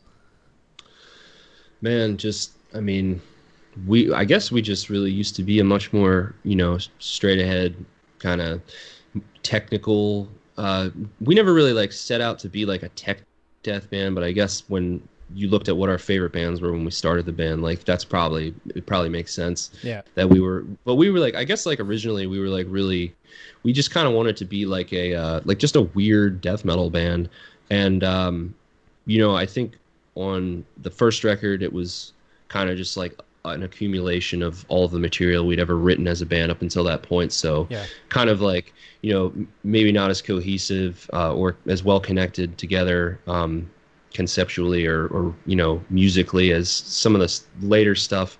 But, you know, like that was like kind of just like us getting our footing. And then I really started getting into production after that first record. Yeah. And I think that me getting into production is what really kind of was like a positive turn for the band because, you know, previously we kind of all just worked in a room together writing riffs and yelling over top of drums and, you know, like impossible to get anything done. But like when I kind of started, you know, John Coons, our original guitarist, second guitarist, he left the band after the first record. So I was kind of like left in this position where I was like, well, I guess I have to like write a record. Yeah. And so I just really, you know, started learning, you know, about production and really kind of started figuring stuff out about myself as a songwriter and everything like that. And like, I guess just since then, the sonic journey of the band has just been more or less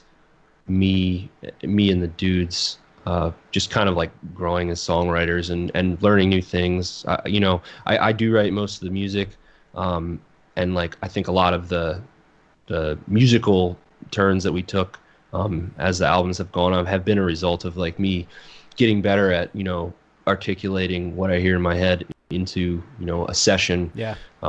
So I mean, and that's like a very important thing to me because I don't know, like sometimes people like send me, you know, pre-production stuff, you know, just, hey man, check this out. Yeah. And it's like a guitar profile. Yeah. Or like, you know, some like really like hilarious MIDI drums with like, you know, guitar that's like just one rhythm guitar down the center or whatever. And like for me, that, you know, that works for some people, but like for me, I have to I have to hear the whole thing in order like for it to work. So like I don't know, like when I'm writing, I put a lot of emphasis on like pre-production. Yeah. You know, just like I want to make it sound like I want to make the pre-production tracks sound as good as the record should sound. You know what I mean? And like I think that whole methodology has really kind of snuck its way into my songwriting process. Like when I'm writing, you know, I'll write in chunks. Like I will write the song, everything as I go. Like I'll use one section, you know, I'll make it sound as good as I can possibly make it sound with all the effects and overdubs and panning and whatever. And then I'll use that to inspire the next part. And that's kind of like how my process has, you know, developed, what it's developed into. Yeah. And like, I guess, you know, just I get better at that all the time. And that's just what the journey musically for the band has been. I think a lot of it has to do with, is directly connected with me further going down the hole as a producer and songwriter kind of guy, I guess. Yeah, that's a really, I think, like good piece of advice. It's something that we really kind of just learned with this new album. Like we actually took that, and it just makes me feel good that you said it, because we took that same approach with this one. We're like the pre-production, we're like, okay, we got the time, we're not going to fuck around. Like, and then, you know, we got a new drummer, Tony, who is, you know, that's what he does. He's an engineer. So I think some advice, yeah, that's right, yeah. Yes, some advice that I would have loved early on was like, hey, like get good at recording yourself or get good at production, because, you know, it's like you said, you got to be able to listen to your shit as a listener outside of like writing it, outside of, it sounds like, you know, our first records were written the same way, of just like sitting in a practice space, like, well, let's play the song again and see if we like this section there, and let's play the song. And like you're trying to listen as you play, and it's like almost impossible. And then you go into the studio and you're like, fuck. Yeah, I think there's something that can be said about both ways, though. I don't think one is necessarily better than another. I think that it just depends on what works for you. Like, I think that writing in a room together, you kind of like write in a way where it's like, oh, well, this is exactly how it would be played. This flows perfectly into this riff because my hand is here, or whatever. But like, whereas like sometimes when you're writing at home, you know, like isolated, like not writing with a band, you'll write stuff where it's like, well, my hand wouldn't have naturally gone to there, so it's a little awkward. And then like you have to like, you know, I mean, if you have time, you know, it's nice to like work that stuff out with a band, you know, with the dudes in the band before you hit the studio. Like, oh, well, maybe we should, you know, shift this because this riff doesn't really make sense here. So there's like, I think there's perks to both ways, because I've definitely had it happen where I've written a big chunk of a song, and then like if I go to like try to play it, you know, I'm like, well, I can play it, but like it's like, well, this is weird. Like it's like clearly these were written as two separate things. You know, they weren't like connected. Whereas like writing in a room with dudes would be like, oh, well, this is all connected because they're all here, and like, you know, so yeah, I think there's perks to both. You know, there's, you know, when an album is written in a room, you know, it can have a different feel than one that wasn't, but it just really, I guess, depends on, you know, what works for you. Yeah, you know? Yeah, that's a good point. I think, you know, a good hybrid for sure of like, you know, writing and being able to do pre-production and track as you write, but also doing it like with the dudes if you can, potentially. Obviously with Corona, we had that challenge of everybody having to write, you know, remotely for most of this album. A lot of it, like Matt came up to Massachusetts and hung out for a little while, and we worked on it together, which was fun. But but yeah, I mean, it's still like for me anyway, and yeah, I agree with you. Just for me, it's like being able to hear it how it's pretty much like as close to final as it is. It just it's so much. It just gives you so much more than just like, oh, I wrote these shitty ass drums that are just like I'm lazy, so I just wrote like double kicks and snares on 2 and 4, and I didn't like try and get creative with it at all. And but cool, yeah. So I think good advice, fucking learn how to record yourself and do it good like Brody. Yeah, it's an important tool of the trade, and it makes everyone in your band's lives easier. If you send them, if you're like, here you go, and then it's it's Biggs's turn to do his job, and Jared's turn to do his job, and John and Jake's turn to do their jobs. It's kind of like it's also like a I guess I'm guilty of like, okay, that's not my problem now, you know what I mean? So like there's like that aspect of it as well, but I always make everything my problem because I'm just a psychopath and I need to know what's going on all the time. Yeah, you and me both, man. Yeah. So with Owls, like, it being fucking received so well, which again, just so happy to see that. Did you guys, when you were writing it, you were putting it out, getting ready to tour on it, did you like have a feeling that it was going to be as big as it ended up being, or was that kind of like a surprise for you guys? Or no, dude, no, I was a total surprise. Yeah. Like for sure. Like we knew that like it was different. It kind of was it didn't really sound like anything in particular. Like it was kind of its own thing. So like we knew that it was gonna at least be unique to a certain extent, but we definitely did not think that it was gonna do what it did, I guess. And I mean, because when the album came out, we were on tour with The Art Is Murder in the United States, though. Sick. And when we were on tour with them, they have big draw, right? Yeah. And like we were at playing these shows. We were playing like it was Dying Fetus and The Art Is Murder, so it was it was pretty big shows. And like we were playing right before Thy Art every other night, and like we were playing like packed houses, and like kids were like going off, right? But like we just kind of, because we've always sort of doubted ourselves, I guess, right, like up until that point as like a band that could like pull an audience, right? And like so it was kind of hard to tell. We're like, oh well, these people are probably just here to see the art and they're like enjoying our music. But then we did a cross Canadian headliner with Inferi and Alter Beast, and dude, like those shows were like packed and sick. And then like from there it was very obvious that like people were like catching on, and that like, we were actually like starting to like have our own audience. Like we if we were on a support tour, like we were good for like 100 150 200 kids maybe, like as a support band. So like we had never really like known our value, I guess, as like a headlining band, and like we definitely did not expect it at all. But like it was definitely all a pleasant surprise. And it was a present, and it was pleasant. But yeah, it was man, like we just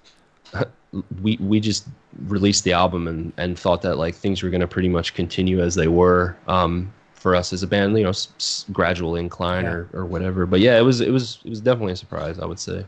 Awesome. So you'd say like Canada tour was like the first like sign of you were like, holy shit, like we've actually got our own draw now.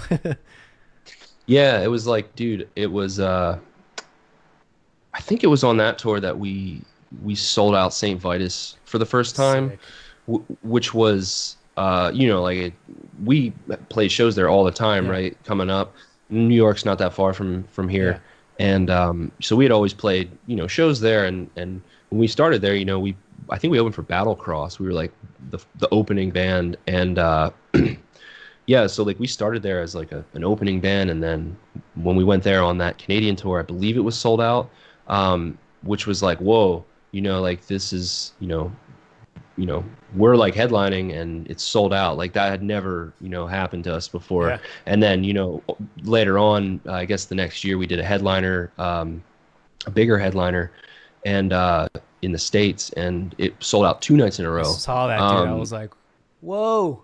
Yeah, it was like very just strange, but yeah, I would say that the Canadian tour was when we knew that like, oh, okay, well, something has changed, because dude, like, I mean, I went into that tour honestly just like, ugh, like headlining sick, dude. Like, I can't wait to play it. I can't wait to play it at fucking midnight to like 12 people. Right. Like, dude, like, I mean, that's what I went into that tour expecting, and like, I think that was in Portland, Maine, and like that was sick. I was like, I was totally shocked, man. I mean, I'm like a natural pessimist, I would say. Like I'm always the no, I don't want to do that guy. Yeah. Whereas like the other dudes in my band are like the opposite of that. So like that's always me, right? And like even after that tour, I was like, damn, I don't know. I guess I don't have anything to complain about. You know, that was pretty sick. So it was a really weird, cool, wild time between 2018 and 2020, and then yeah, seriously. No, but dude, it was super well deserved. You know, like I said, the record is fucking awesome, and it was like encouraging to see that, and to hear from what you're saying that it, you know, because for so many bands, it's like, yeah, it's gradual. It's kind of like a really like a slower climb, but it's good to see that like the music is still just as important as like all of the other components of doing this. You know what I mean? So it's like, you know, it's not like a band that gets huge and like the music is pretty good, but they have like a really good team and they have like, you know, really good this. It's like, it's good to see such good music and such a good album and you know, such good dudes that don't necessarily have like the, I guess we'll say the quote unquote like a gimmick, you know what I'm saying? Like there's not like it's just like you guys write fucking really good music, you guys play really, really awesome live, and that's why people like your band. You know what I mean? Thanks. We also have a saxophone, speaking of gimmicks, but we didn't put it there for that reason. I'm just making fun of myself. No, thanks. That's cool, man. Thanks for saying that. It was a quite a change, I guess. I mean, I think that, you know, it was easy for me to kind of let my head go to a place where I was like, oh, well, kids just want like a, you know, 3.5 minute song with like a sick, like, you know, crazy solo and like a heavy ass breakdown and a bunch of blast beats and then boom, done. Like that's like, it was, my head was kind of going to that place. It was like, well, I guess I'm like committed to like writing this shit for the rest of my life. Like, you know, like 3.5 minute songs that like I, you know, don't want to listen to, right? But like I thought it was cool how like when we basically said fuck it, let's just write whatever we want, like, you know, however long we want or whatever. And like our, you know, if you go on Spotify, like our 2 top songs are like both over 6 minutes long. So like I was stoked to see that. Like it seems like, you know, people are listening to the music, right? Like it like, you know, I think that's cool that, you know, the people who listen to our band are like patient enough to sit through like, you know, 6.5+ minute long songs. And to me that says that like, okay, well, these are like fans of like music, right. Like they're here for the music. So like that was you know, they're not here for like, you know, the flashiness, right, or like the quick appeal or whatever. It's like they're sitting and they're listening to that whole record, which is like crazy, right? To me, but it's cool because I don't know. I guess it sort of restores some faith in, you know, in my belief that like people, you know, still do deeply care about like music and they're willing to go on a journey with it, you know? Yeah, exactly. And it's like, you know, the bands that you and I kind of look up to, you know, they have that where it's like the people that listen to them are willing to sit through a fucking 13-minute Opeth song. You know what I'm saying? Like, so I think like that's the kind of fans that you want. Those are the ones that give you longevity. It's not just like the people riding the wave of whatever's cool right now, and then eventually like, you know, they fall off somewhere along the way when something else comes. It's like, you know, those are the people that again are, you know, like you said, are listening to it for the music, willing to like be patient and listen through these longer songs, and then you can hit them with like the shorter bangers, and then like, you know, balance it out through a record. So so my next question, because, you know, again, I haven't really been in this kind of situation that you are.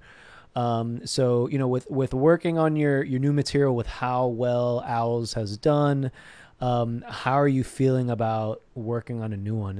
Are you feeling like pressure now? Is it like, fuck, we have to write a record better than that one that has to be received better? Are you like feeling like in a good kind of headspace because of how good it's been?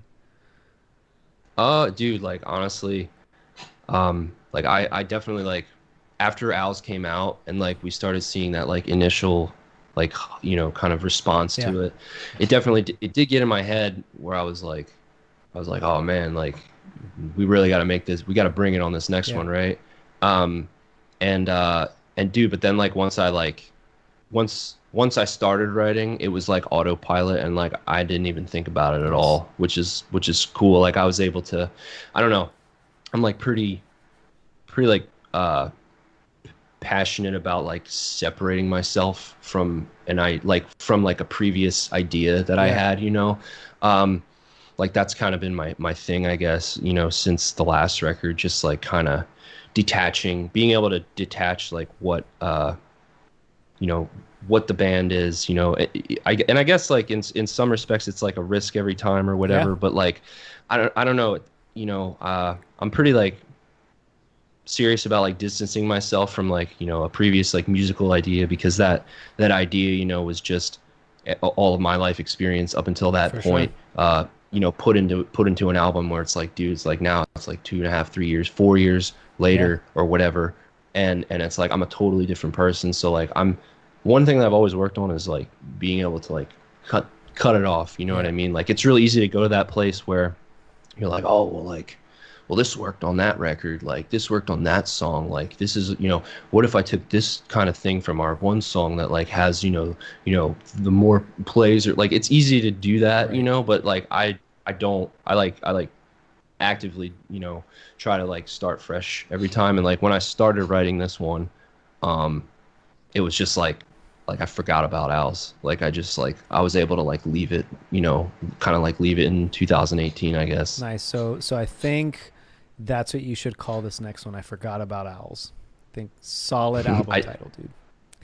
I forgot about those damn owls. I forgot about owls. Even though you have one hanging on your wall. I do. I put that there once again for aesthetic purposes, because like, you know, if I'm streaming and like people want to look at my door, or they want to look at some, you can't even see our logo. It's like, who cares? You guys just really like owls for whatever reason. So it's, who doesn't though? Dude, I you know, I mean, I don't know if I do anymore, I'll tell you that, but I'm completely kidding. No, awesome. Yeah, that was good insight. You know, I wanted to kind of see where your head was at with it, and I think that's the best way to approach it. You know, and gives me, like I said, gives me some insight for sure in regards to like how to approach, you know, when working on new music, and not really like, and like you said, you know, different things work for everybody, but also, you know, finding the things from different people that work for you and are trying out different things, and not necessarily like, oh, you know, we had this song that did really well, let's do that in a different, let's just do it differently, and, you know, just try some new shit. So just gotta be you. Yeah, exactly. So do you remember your first show that you ever played? The first show I ever played? Yes. I was in a band with my two best friends at the time from high school. I can't remember if we were middle school or high school. Anyway, our band was called Shadow Battalion. And yeah, and we sounded like Lamb of God, like a shitty Lamb of God, if Bruce Dickinson sang for Lamb of God, basically. Nice.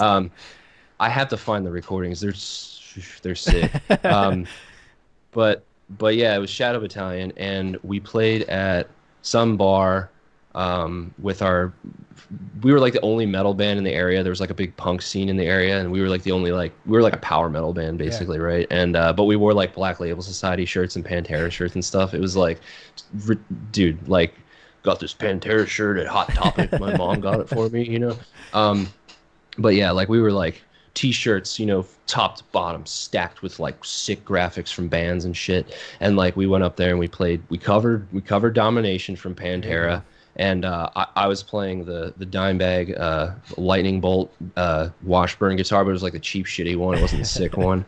And yeah, it was terrible. There was like nobody there, and but you know what? I'm glad I did it, because that was like my first lesson in you know, reality versus what you see on television when it comes to, you know, being in a heavy metal band. Because, you know, I watched like Philadelphia and all that shit. Like, man, it's gonna be crazy, man. There's gonna be a circle pit in that bar, man. I don't know how they're gonna do it, but I know there's gonna be a circle pit when we play that Pantera song. Like, after you and me, we're fighting. It's just that's what's gonna happen. Yeah, no circle pit, nobody. But yeah, so that was my first show was with my band Shadow Battalion. What color were your camo shorts? Dude, green camo. I was definitely wearing a Black Label Society shirt, probably some like high top Chuck Taylors with flames on them or some shit like that. Like I was probably a chain wallet. Nice. Probably like maybe like a little leather wristband with some studs on it, you know, makes just you play better. Top off look. It does, man. It really stabilizes my wrist. I'm pretty sure I've seen some pictures that you've posted from like that era of Brody. The super metal anti-poser Brody, that one. Were you like I was that guy fucking up posers right and left? No, I wasn't doing that. I mean, like, I may have been taken to like some hardcore shows and like some kid like swung at me and I like tackled him, right? Like that. I was like very much like push pit, not karate, man. And but I was definitely very much that guy. Like the ironic thing about it though is that I always had so much to say about like deathcore bands and like, you know, like metalcore bands, but like I actually listened to a lot of like deathcore and metalcore bands, and maybe not a lot, but like I mean, dude, like Lamb of God, like, you know, they're like basically a metalcore band, right? I mean, they have like the big build-ups and those old records, you know what I mean? Like I was like, this is real metal. It was like I didn't realize that I was just listening to breakdowns. It was just like it was like the poser filter, like, you know, malfunctioning. Like it only goes one way, I guess. But yeah, I was that guy. No, I was kind of similar, like in middle school and high school, where I was like, you know, this song isn't 8 minutes and doesn't have a guitar solo and a bass solo and a keyboard solo. This shit sucks. Children of Bodom, dude. That was my favorite band for a long time. I was a Symphony X fucking like Dream Theater nerd. Dude, me too. Symphony X, I saw them at the Truck in Philadelphia, man. Sick. That's some deep nerd shit, dude. Going to see Symphony X. I've seen them twice. And That's I sick. will still listen to a Symphony X song right the fuck now if you put it on. And dude, Michael Romeo is like, he's like 1,000 years old and he's like still the sickest at guitar and he still looks exactly the same. Like, dude, I feel like I've discovered him when I was 10 and like I feel like I look as old as he looks now. You know, and it doesn't make sense. He's so fucking good. Like I had the Odyssey in my CD player, like my portable CD player that I took with me to freshman year of high school, that had like the pack that you would like wear across like your chest that had like all your CDs in it, and hell yeah, I would fall asleep in English class listening to that album and just like walk around like to the fucking horns like like walking down the hall and shit.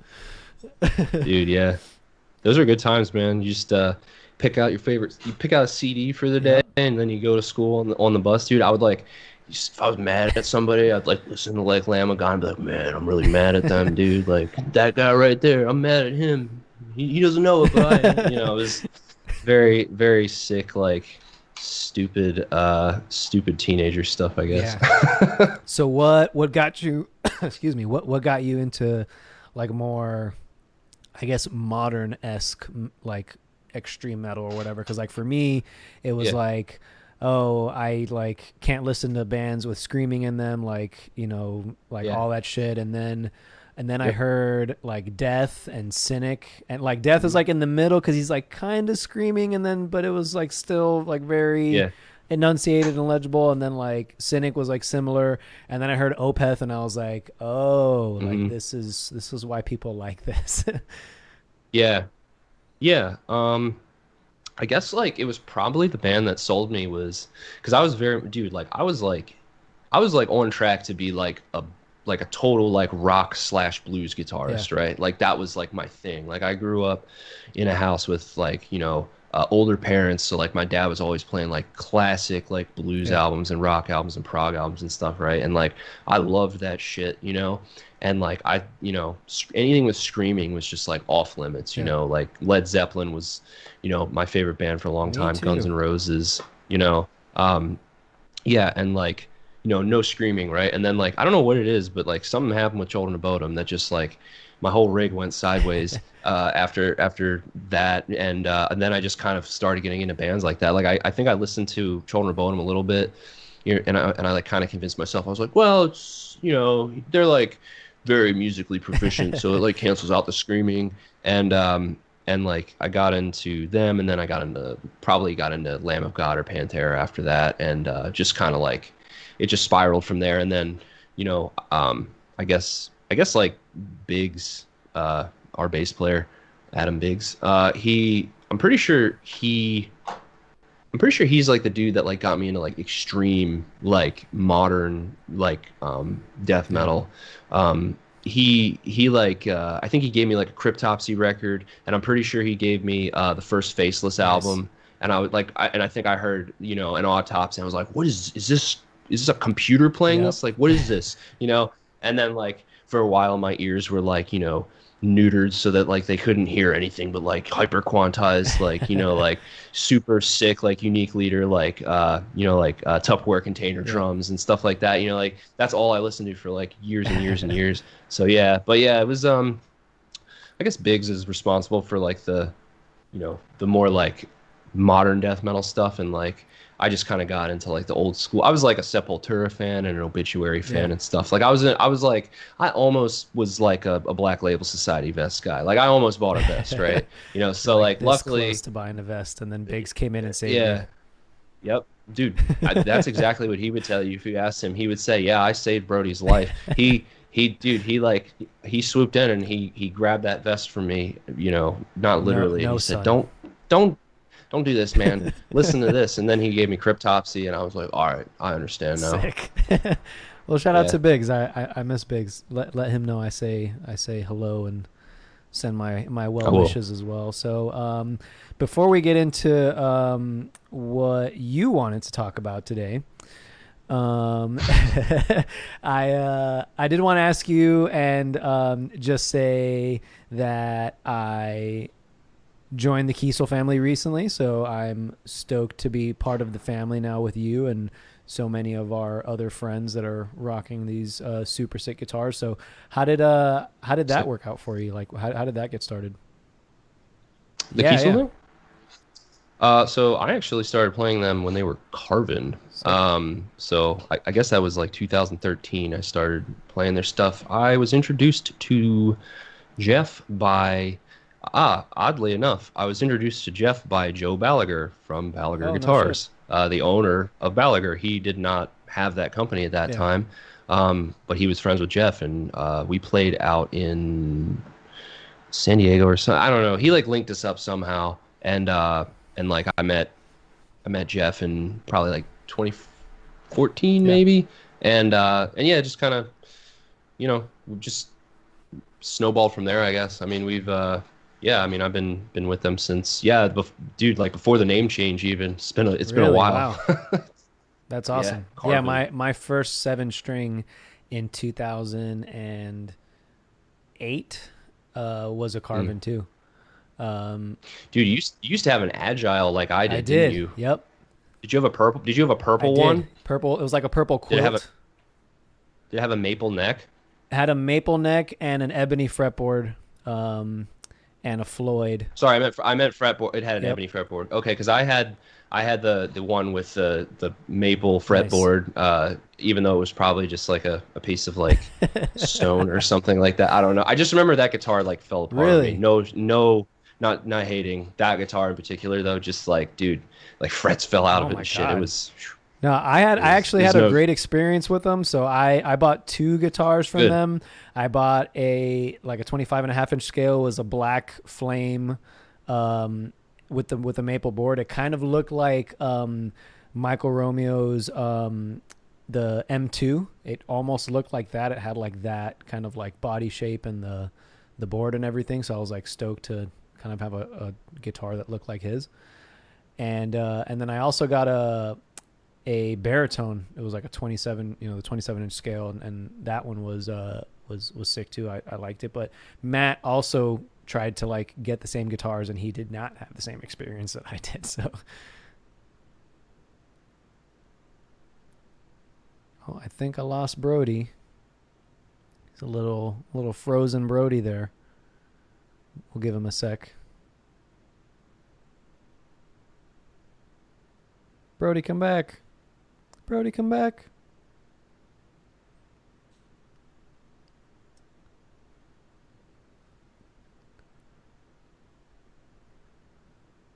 All right, nope, still no Brody.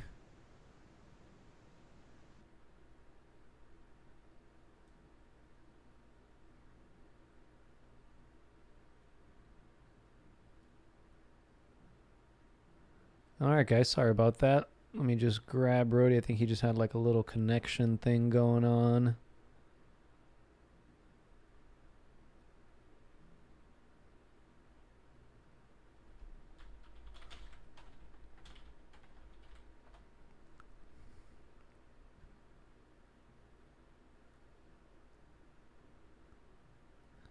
All right, so while we're waiting on Brody to get back, anybody have any questions for Mr. Brody? Go ahead and drop them in the chat. Appreciate everybody still hanging on the Twitch, on the stream here on Facebook.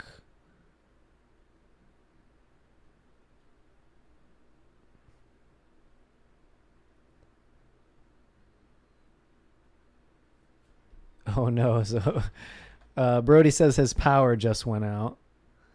So we may be wrapping our interview here. Actually, hang on.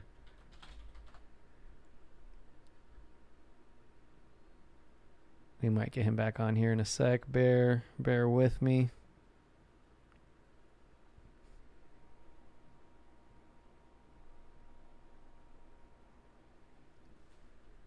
So yeah, drop some questions for Brody if you've got some questions for him. He should be back up here in a sec. He just let me know he's jumping back on.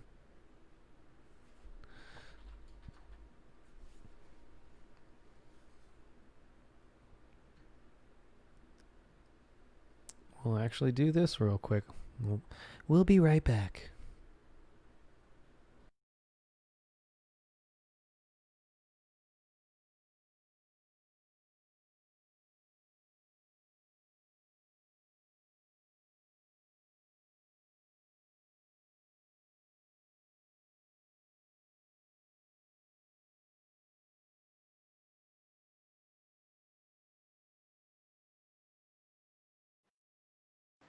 All right.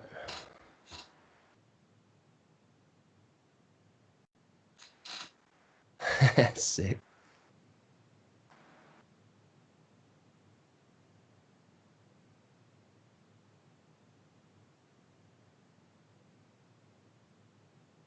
Oh, word. Well, it worked out.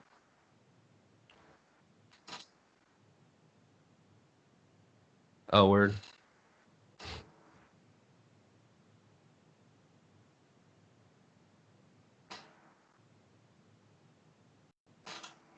Oh, yeah. No.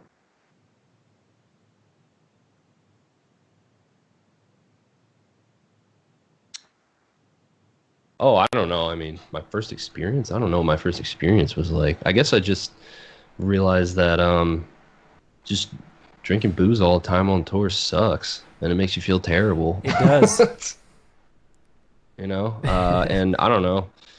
Pictures and sounds and stuff is just cooler. I don't know. I get the visual thing pretty Really? hard, like with yeah. the colors It's like and vibrant. like very vibrant, and that just like always happens for me. And yeah, so it's great for, you know, especially like when you're listening to something like new material or whatever, you know, and you can like just go outside and stare at the, you know, the clouds or whatever, you know. I know that sounds ridiculous, but yeah, man, like, dude, yeah, when I don't know, I guess like when I realized that that it just worked for me, because here's the thing, like when I was like a, you know, a teenager, I would like, you know, go to parties, right, and get like all drunk, and then like someone would be like, yo, you want to hit the gravity bong? And I'd be like, yeah, and then I would feel horrible, and like that was like my idea of what it was, right? And like I was just like, this shit sucks, it makes you feel terrible.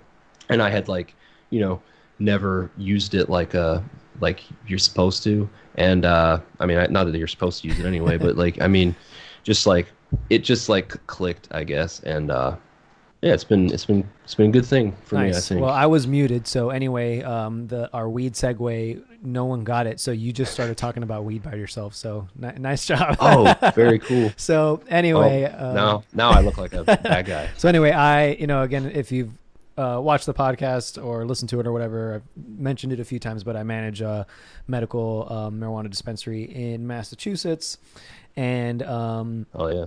I have been smoking for a while. I started actually when we started touring, so I hadn't tried it in high school, not at parties, like never. Oh really? I tried it when we started touring.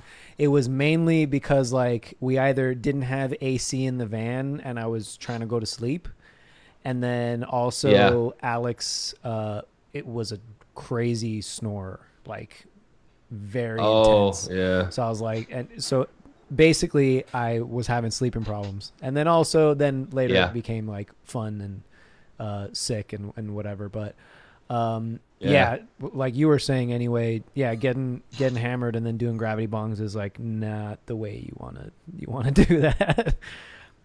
No way, dude. It was like something that like I kind of like did in private, I guess. Like I didn't really like let the other dudes know about it at first. Like I picked up something at a dispensary somewhere, and I'm just kind of like, you know, had my own experience with it or whatever, and like, you know, and did that for a while, you know, and it was like, I don't know, I think it was a good thing for me. I'm like naturally like a pretty anxious, high-strung dude, and just it smooths me out. That's how I was too. So I've been my wife and I have been together for, it'll be 11 years.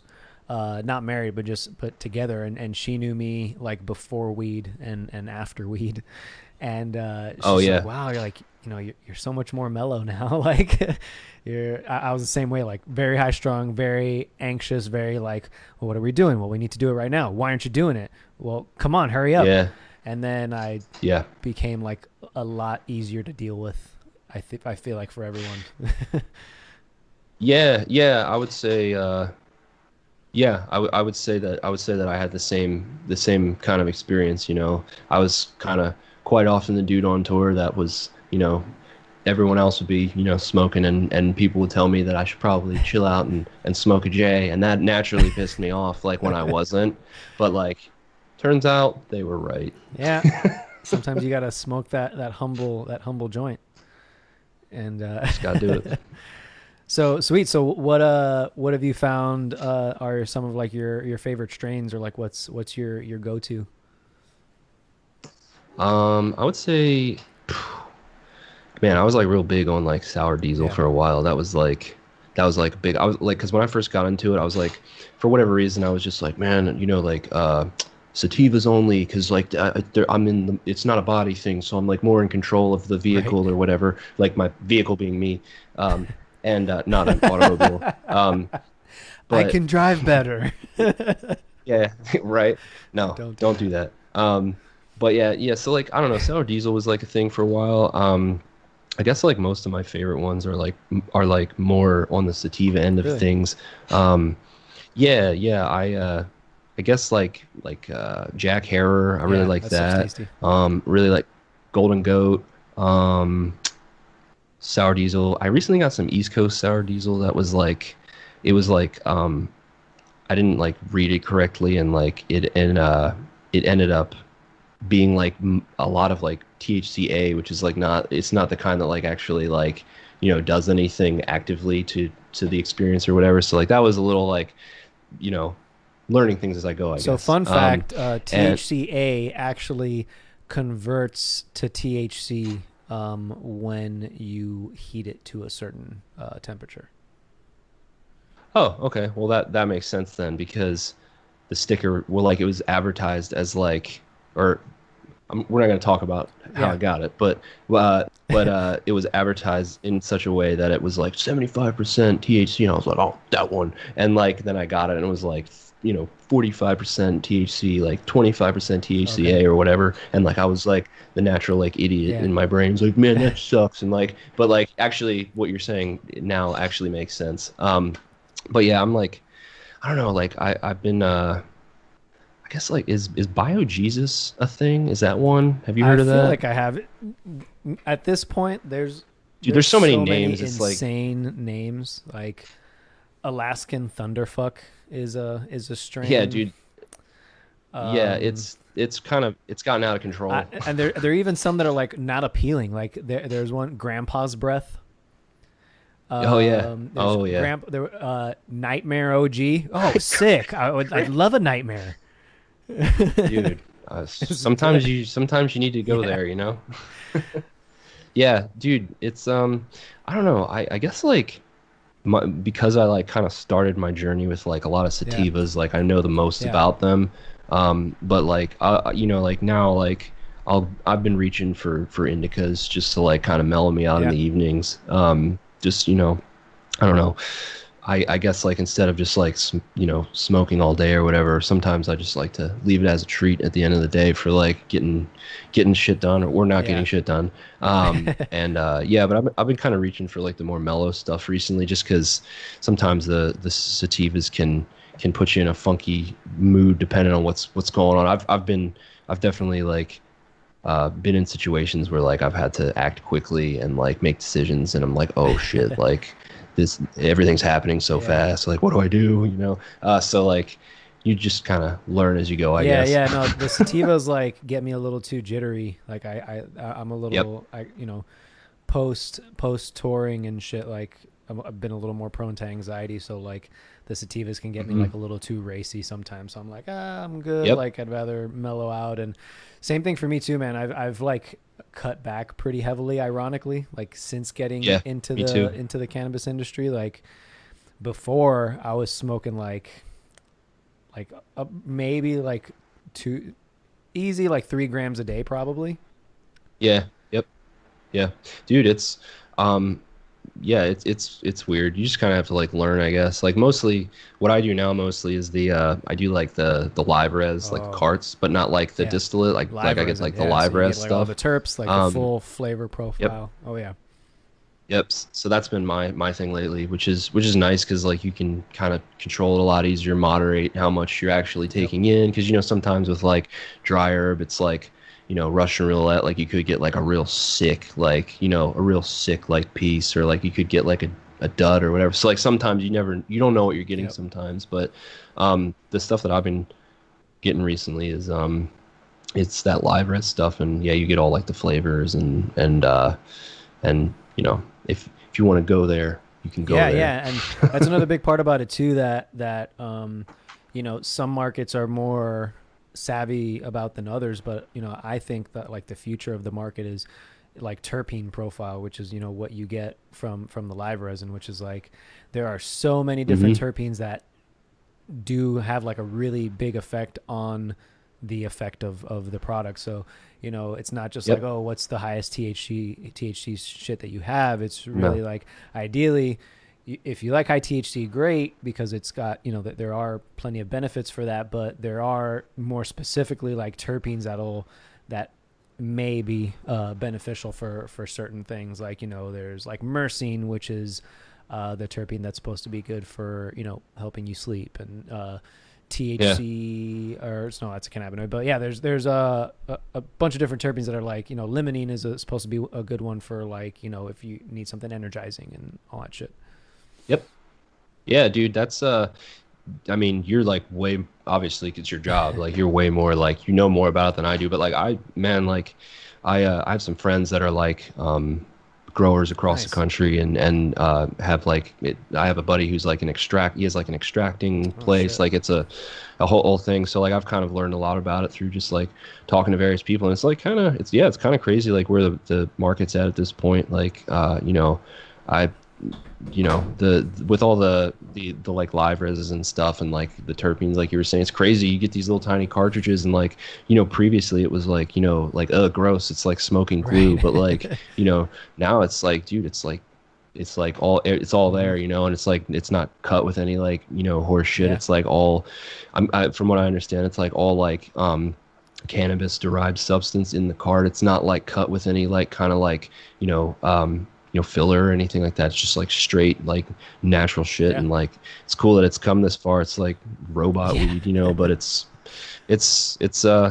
neat and tidy, and you don't spill it everywhere, and it's discreet and whatever. Yeah. So it's wild compared to like, I mean, I remember when like Silver Surfers were the big thing. Yeah, we had one. And We like had one that's made. like I know you did. I know you did. Like, dude, I remember that when like the like 07, 08, like that was when those were real big, and like that was like the sickest way to smoke back then. And like now it's like, dude, like some of these dab rigs that you see, like the Puffco Peak and stuff like that. It's like a dude, it's like a LED volcano thing. Like I don't even understand, but I want one. Yeah, they're super sick. And yeah, I mean, I'm not a huge fan like after learning and nothing against the Silver Surfer vapes in general or anything, but like I get like that popcorn taste after like a few hits, like burnt popcorn. I'm just like I'm all set. Dude, I haven't actually ever used one of those. I do remember smoking out of dryer vapes a few times, and like I'm always like sort of underwhelmed. But I mean, it might just be one of those things where like I haven't had the right experience. You know? Yeah. I mean, they're cool. I feel like if you can keep like a fresh bowl, but if you're like, if you're burning through it, eventually it starts to not taste too great. Yeah. But cool. So I guess last little question on the weed topic. So I know as like an engineer, a lot of guys will, it's a little bit of a learning because like when you're baked, everything sounds way sick. So like you have to like make sure you're not baked. Yeah. Dude, usually what I do, I mean, I don't ever like, when I guess when I first started doing it, I'd like get, I'd smoke before I started writing some shit or whatever, and I'd go to that place, and like that's a useful thing every now and then. But but like all the time it's like like I don't know, kind of just get tired and like can't come up with ideas real good. But like I think what my favorite thing to do is I'm taking my shoes off, sorry, that's why I'm doing this. I think my favorite thing to do is to just like write something and then like mix it and then export it, put it on my phone, and like put my like sick noise canceling headphones on, go outside, have a little listen. That's like my favorite thing, because like I feel like it gives me the kind of like viewer's perspective, like because I can sit there and listen to it and like forget about that I just spent the entire day up there in that room working on it, and just be like, well, what is this really, So yeah, yeah, it's great for that. It's great for like, different perspective. It gives you that for sure. Yeah, and I feel like for me early on too, I was able to focus on certain specific things in music that I wasn't able to before. So yeah, no, for sure. Like I know what you mean. I mean, I think I know what you mean. I like really started noticing bass a lot more, like bass frequencies. Which is actually very funny. I don't make this quick, but there's I think my first experience with like marijuana and like what it does to sound for me was like when I was in high school. Me and a couple of friends, we were like in my friend's car, and Traced and Air had just come out, and like I remember my friend had like a sub and like pre-6 stereo system or whatever, threw that on, sparked it up, and like like when Paul Masvidal's voice came in with Space, like I was like, whoa, like he's in my head, man. Like that was like my first experience with like what it does sometimes. And it's great. Man, I wish my first experience was with Traced and Air. God damn. That's sick. I mean, it wasn't my first experience, but it was like experience. It was like when it was like, oh, like I kind of understand this now, because it's just like it like there's like the rumbling of the sub, and like that whole record already sounds amazing, and like just everything, tribal drums, and you're like, oh, where am I? Like what's happening? And swirling around your head. Yeah, very cool. Sick. All right, Brody. So before I let you go, what have you been listening to recently? Wow. Listening to recently, I have been listening to well. Today, actually, I'm looking at my Spotify right now. Today, I've been listening to a lot of early Fleetwood Mac, because Peter Green, one of the founding members of Fleetwood Mac, guitarist, he died today. So he was like one of my like original like my dad was big on Peter Green and played around the house all the time, so he was like a big one for me. So I was like, I've been listening to some of that, but yeah, dude, Fleetwood Mac, like, you know, everyone thinks of Fleetwood Mac and they think of like Stevie Nicks era Fleetwood Mac, but like before that was Peter Green era Fleetwood Mac, which was like a really, really heavy blues band, like really sick, like nasty, like blues songs. And like, that's the era of Fleetwood Mac that like I always talk about, and everyone's like, I didn't even know they used to be that way. And like, that's my favorite era of the band. So I've been listening to that. Been listening to, that new Amir record. I think the new Amir record's very cool. Like, I don't know if I'm gonna get yelled at for that or whatever, but like, dude, I think no, I haven't. Dude, I think I don't know. I think their last two records, ever since Josh Travis came on board, basically, I think their last two records have just been like absolutely insane. But listen to that and listen to a lot of Radiohead, a lot of I've been listening to that new what's that band called? Stare Into Death and Be Still. That's the name of the album. Ulcerate, that new Ulcerate record. But yeah, mostly just like a lot of Radiohead and yeah, a lot of Radiohead basically. Unfortunately for everybody listening. Hey, ain't nothing wrong with some Radiohead. Sick, man. So where can folks follow you and the band and your Twitch and all that shit? So you guys can follow me on Twitch at Brody_of_Nihil, Nihil. That's my Twitch. And then on all my other social stuff, it's just, you know, Brody Uttley. And then Rivers of Nihil is Rivers of Nihil on pretty much everything. So yeah. I mean, I'm an easy guy to find, I guess. Sick, man. Well, dude, thanks so much for coming on. I can't wait to hear what you guys have in store for the new stuff. I'm sure it'll be a little ways away. But definitely, you know, feel free to send me some sneak peeks if that's something that you're into, and I'll just make sure that I show everybody. Yeah, just make sure I leak it. I'm just fucking really stoked for you, man. Stoked for the band. You know, can't say it enough, like how happy I am that a band that I feel deserves it is seeing some of the stuff that we all, you know, work so hard to try and achieve. So keep doing it, keep being a good representation of all of us, like hardworking, quote unquote, like underdog bands. And oh man, that's very nice for you to say. I told you I was going to make you uncomfortable. So well, you guys, hey, you guys make sure you say hello to all the dudes. Of course. I saw Matt in Florida, like I think 2 years ago, and like he like lost a ton of weight and like looked like a totally different dude. Like I was like, who are you? And he was like, I'm Matt. And but yeah, tell all those guys I said hello, and best of luck with the new record. Thanks, man. Yeah, and hopefully, you know, after all this shit, we can play some shows together again, and if there isn't after all this shit, so I guess we'll see. Hell yeah. Well, good talking to you, man. Thanks everybody for tuning in on the last episode of Big Shred Podcast. Again, this is and also was Brody Uttley of Rivers of Nihil.